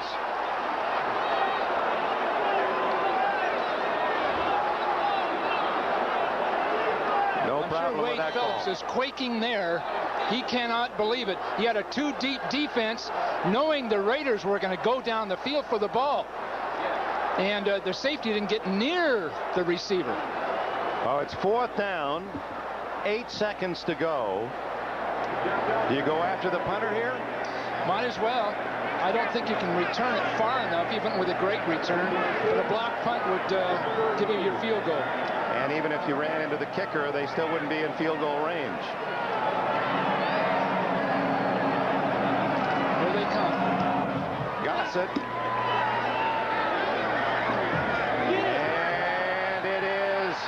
In the end end zone for the touchback, but the time runs out, and we have overtime. So for the 5th time in the last 11 games, Denver and the Raiders go an extra panel. Oh, the way you vacuum your rug can be the way you vacuum your bug. But only with the powerful new Car Vac Power Brush from Black & Decker. It's the first vacuum that's at home in your car. Introducing the cure for a long, cold winter at home. A long white beach in the Caribbean. Let American Airlines take you where? There's something special in the air. Dick Enberg with Bill Walsh, and now the two coaches, Art Shell of the Raiders and Dan Reeves of the Broncos, will watch the coin toss. Take us through this. Did you always hope you'd win the toss here? Well, you would. In a day like this, naturally you'd want the toss. A strong wind, naturally you'd want the wind. We lost a game to the Broncos a year ago because of the wind. They got the wind, they got the toss, they got the wind, they got the game. But here it's a beautiful day. You want the ball. So both teams then looking to get that ball first, although... Again, Denver is a visiting team. Who will call the toss this time? Number 58, please call it while it is in the air. Heads is called. It is heads. So they went to the free agent from New Hampshire, Scott Curtis, and he called it right. Denver gets it first. Best of luck. And we'll return to the Coliseum in Los Angeles after these messages from your local station. Based on true cops and their true stories, these are the Rescue Experts. A world premiere movie, True Blue, tonight. I just got a new muffler! Did you go to Meineke? Before you pay too much for a new muffler, remember, it's smart to come to Meineke. Why do so many people come to First Eastern? It's because we offer so many ways to save. For college educations, vacations, taxes, and lots of good reasons. So no matter why you're saving, think First Eastern. We're here where you need us. First Eastern Bank and People's First National Bank.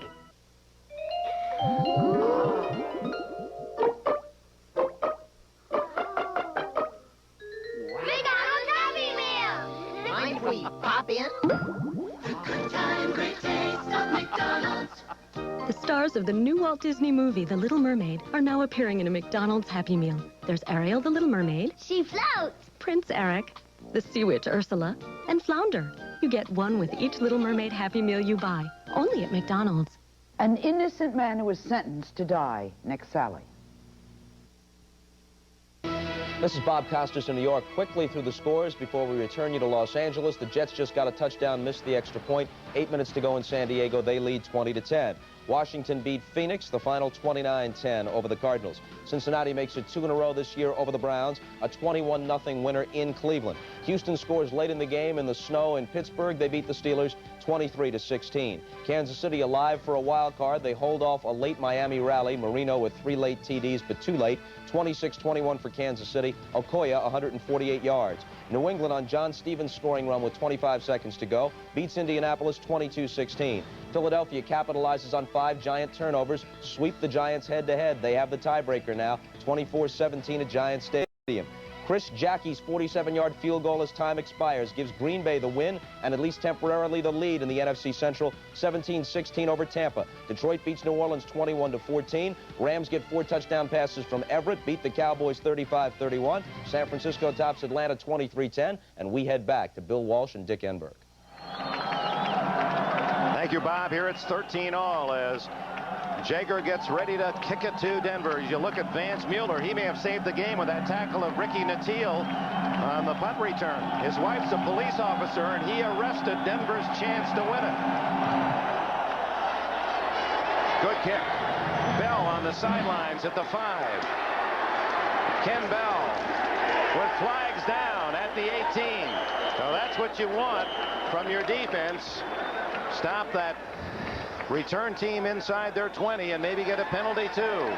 Dan Land, who just was activated this past couple of weeks, made the tackle, and so the Broncos will start perhaps inside their 10. Here's the look at the time of over 40 minutes for the Broncos. 2 times the possession time of the Raiders, and thus the yardage advantage to Denver. All the statistics, 24-8 in first downs, and still only 13 all. Just that one big play against that double rotation by Dial put him on the map. But in this situation, field position is obviously vital. Because a field goal wins the game. A safety wins the game. Safety wins the game. So just get the ball around the 50-yard line, make a first down, and you've got a chance to win it right there. So Denver's really in a hole in an overtime situation. From the 9-yard line, Elway goes to his tight end, Mobley. Not much. Lionel Washington, who made the big steal when the Broncos appeared to be in position to kick a field goal near the end of regulation, makes the tackle. That's a mismatch. Washington at 185 against the 260-pound Mobley, the tight end. The Raiders were in the ideal coverage there. They called the right coverage because Washington was just sitting out in the flat waiting for a receiver to come to him, and there came Mobley right to him. A gain of 5.5, so it's 2nd and a long 4. Crowd of over 87,000, by far the largest in the league all season. They've seen a dandy game dramatically. Downfield, it's complete to Mobley, and a first down at the 35. Mike Harden, the tackler. Excellent call. The Raiders were in a defense to stop the run against that formation. The safety was forward. They threw the pattern right down in the seam behind the safety man. They're going to play fake here. Then Mobley's going to go up and down to the corner. You see the Raiders running back, fooled on the play and getting there too late. Mobley, who played at Salem College in West Virginia. He's had 5 grabs today. He's way out to the left. So Elway now with some breathing room at the 35. Little dump off to Humphrey. No one near Humphrey. And he has another first down at the 47 of Denver. Greg Townsend caught him from behind. Well, Dick, by the nature of the defense right now, the Raider linebackers are getting too much depth. There was all kind of room that time because they have just 2 safeties deep. The linebackers have to compensate. A lot of room in front of those linebackers. There's Jerry Robinson probably looking over the sideline saying, don't call that defense again. Did you ever have that look from one of your defensive captains? Jack Reynolds, Hacksaw, ever look at you like that? I just had all the fans looking at me like that.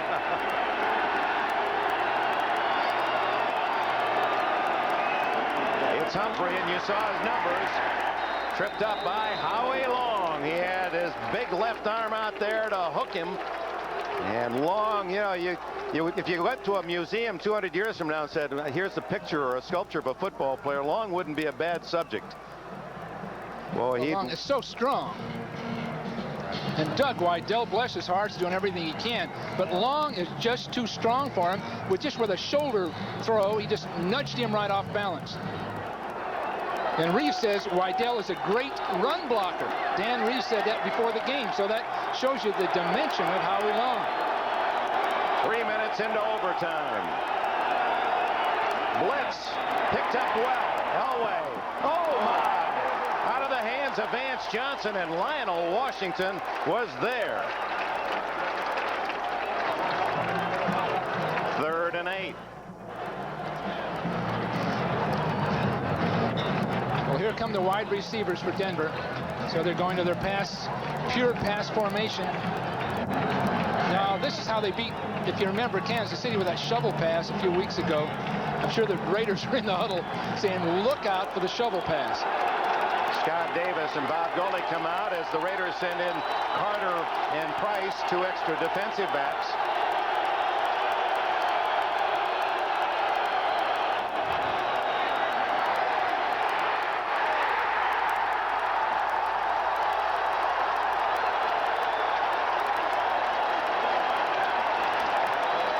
And now it'll be the Raiders' turn.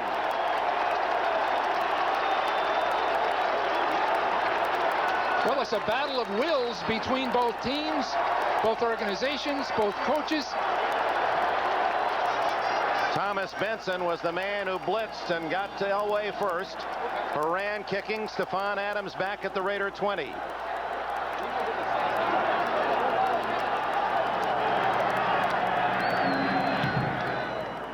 And Horan sends a high short kick.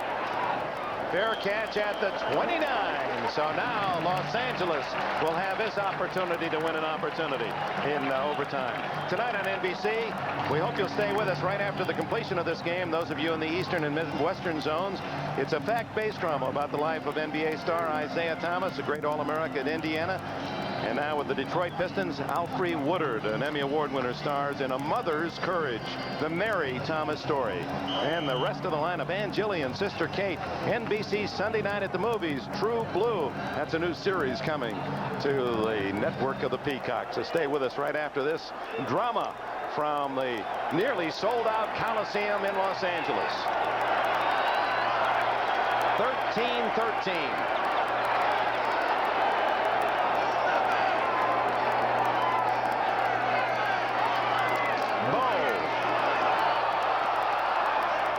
To the 31-yard line, and Mark Mumford along with Wyman Henderson making a solid hit. Well, there's plenty of time, and you don't want a holding penalty. Obviously, a turnover costs you the ball game, so you've got to be rather conservative here. If they can just get a first down out of this, even before they punt, they start working field position on the Broncos. Bo Jackson with 41 yards today. Bobby Humphrey of the Denver Broncos 123. And you see Elway working on that elbow as he was hit on the blitz.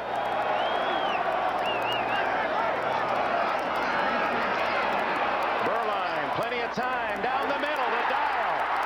Dial almost breaking free again. It's to the 43-yard line.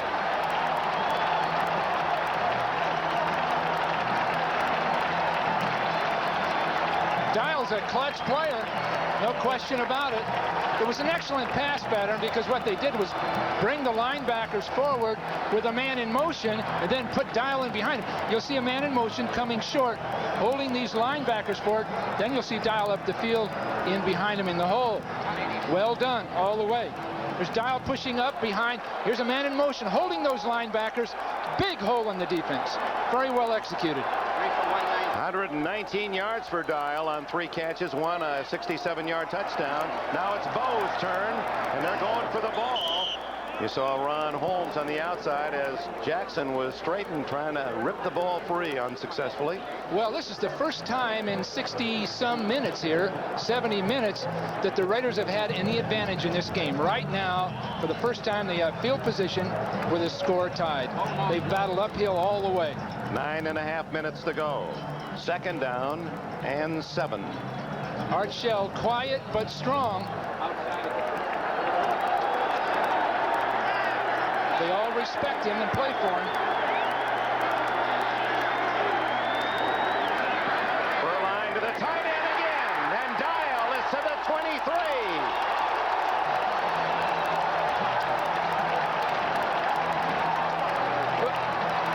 They've said the tight end is out of football. They've run and shoot people and all of these others that go to these wide receiver formations. But here's the great use of a tight end in the game of football. Now Dial catches what they call a flag pattern to the corner, and they split a zone with it. And the big body coming down with the ball is so much different than the smaller athlete as a wide receiver. So he can take the punishment on the catch. This is this is the kind of football I like to coach, and I guess I learned a lot of it from the Raiders. 33-yard average for Dial on those 4 catches. Now it's Steve Smith. Smith to the 9.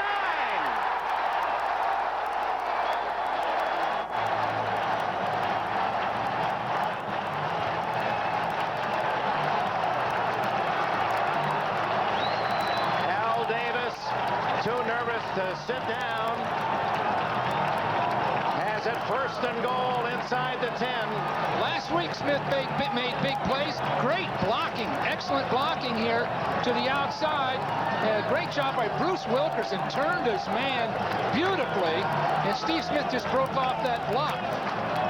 Now it's just a matter of getting in the middle of the field. Or are they going to do it now? Just kick a field goal and get it over with. Injured Bronco on the play. They're still attending to Steve Atwater. If need be, they can put the ball in the middle of the field and then kick. Boy, those Raiders know how important it is. Even Bo Jackson out there encouraging the crowd in its support. And here it is. Jeff Jaeger will try to win it right now. And maybe if he's good, from about 27 yards, this big crowd will have been treated to not only a great game between two outstanding teams, but a home win.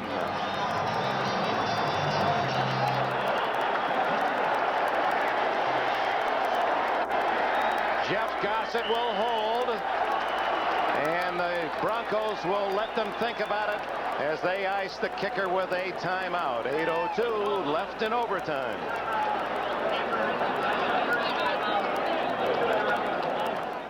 The last time he gave up. This time he won't get the chance. When two legends come together. Le gané una vez y le voy a ganar de nuevo. From different worlds. This time you better come to fight. Talk is cheap. Lo voy a mandar a la lona para siempre. When the bell sounds December 7th, the truth will be told and actions will speak louder than words. Uno Mas, the deciding battle between Sugar Ray Leonard and Roberto Duran at the Mirage, Las Vegas. And now, Budweiser presents the main event. I give 110%. So does Speed Stick deodorant. Has no alcohol to evaporate. Its protection lasts all day. 110% protection that glides on. That's your edge. Speed Stick deodorant, the wide stick. Nothing's rougher on a man's face than shaving. That's why there's Skin Bracer. It's more than an aftershave. It soothes, cools, tightens pores, so it's good for your skin. Thanks. I needed that. Skin Bracer aftershave. By Menon. Jeff Jaeger, his field goal beat New England here last Sunday. He recalled ugly memories of a game earlier this year against Philadelphia when he missed a couple of short ones and the Eagles prevailed 10-7. He has a short chance now of about 26, 27 yards to win it for the Raiders and give them a 7-6 mark and put them back into the wild card fight. Dan Reeves' team needs 2 wins in their final 4 to assure complete home field advantage in the playoffs, and he has battled throughout this game from the sidelines, the leader of Denver. And now he's looking for a big defensive play that might force a block. Well, Dick, they were right there and threw that pass interception, and honestly could have run the ball and kicked a field goal, so I'm sure they'll get on that plane and reflect on that a little bit. Denver doesn't have any real big guys up front, so the chances of jumping and blocking this, is, as the Raiders did earlier with Davis, who's 6'7", Scott Davis, aren't likely. So they're going to have to get there from the outside to block this. The Broncos, prior to today, leading going into the fourth quarter, were 45-1. The one being a great comeback by the Mike Shanahan coach Raiders last year at Denver. And this would be the second time that they've lost the lead in the fourth quarter. If Jaeger can kick it from the right hash mark, a 26-yard attempt.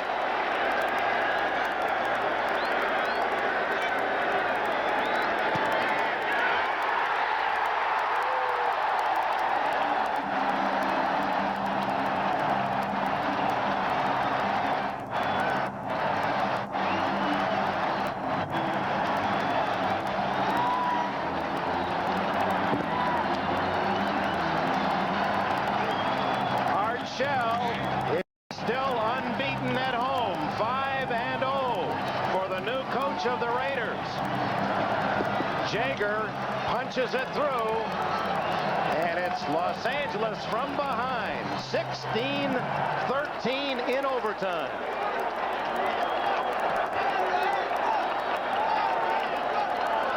Al Davis said, we had him all the way. Had him all the way. You don't think he's pleased with this? Our most valuable player is Mike. Most valuable player is Mike Dial. Our Budweiser award to him. Stay tuned to an exciting lineup on NBC, including the Isaiah Thomas Mother's Courage story. For Bill Walsh, Dick Enberg, good night from Los Angeles.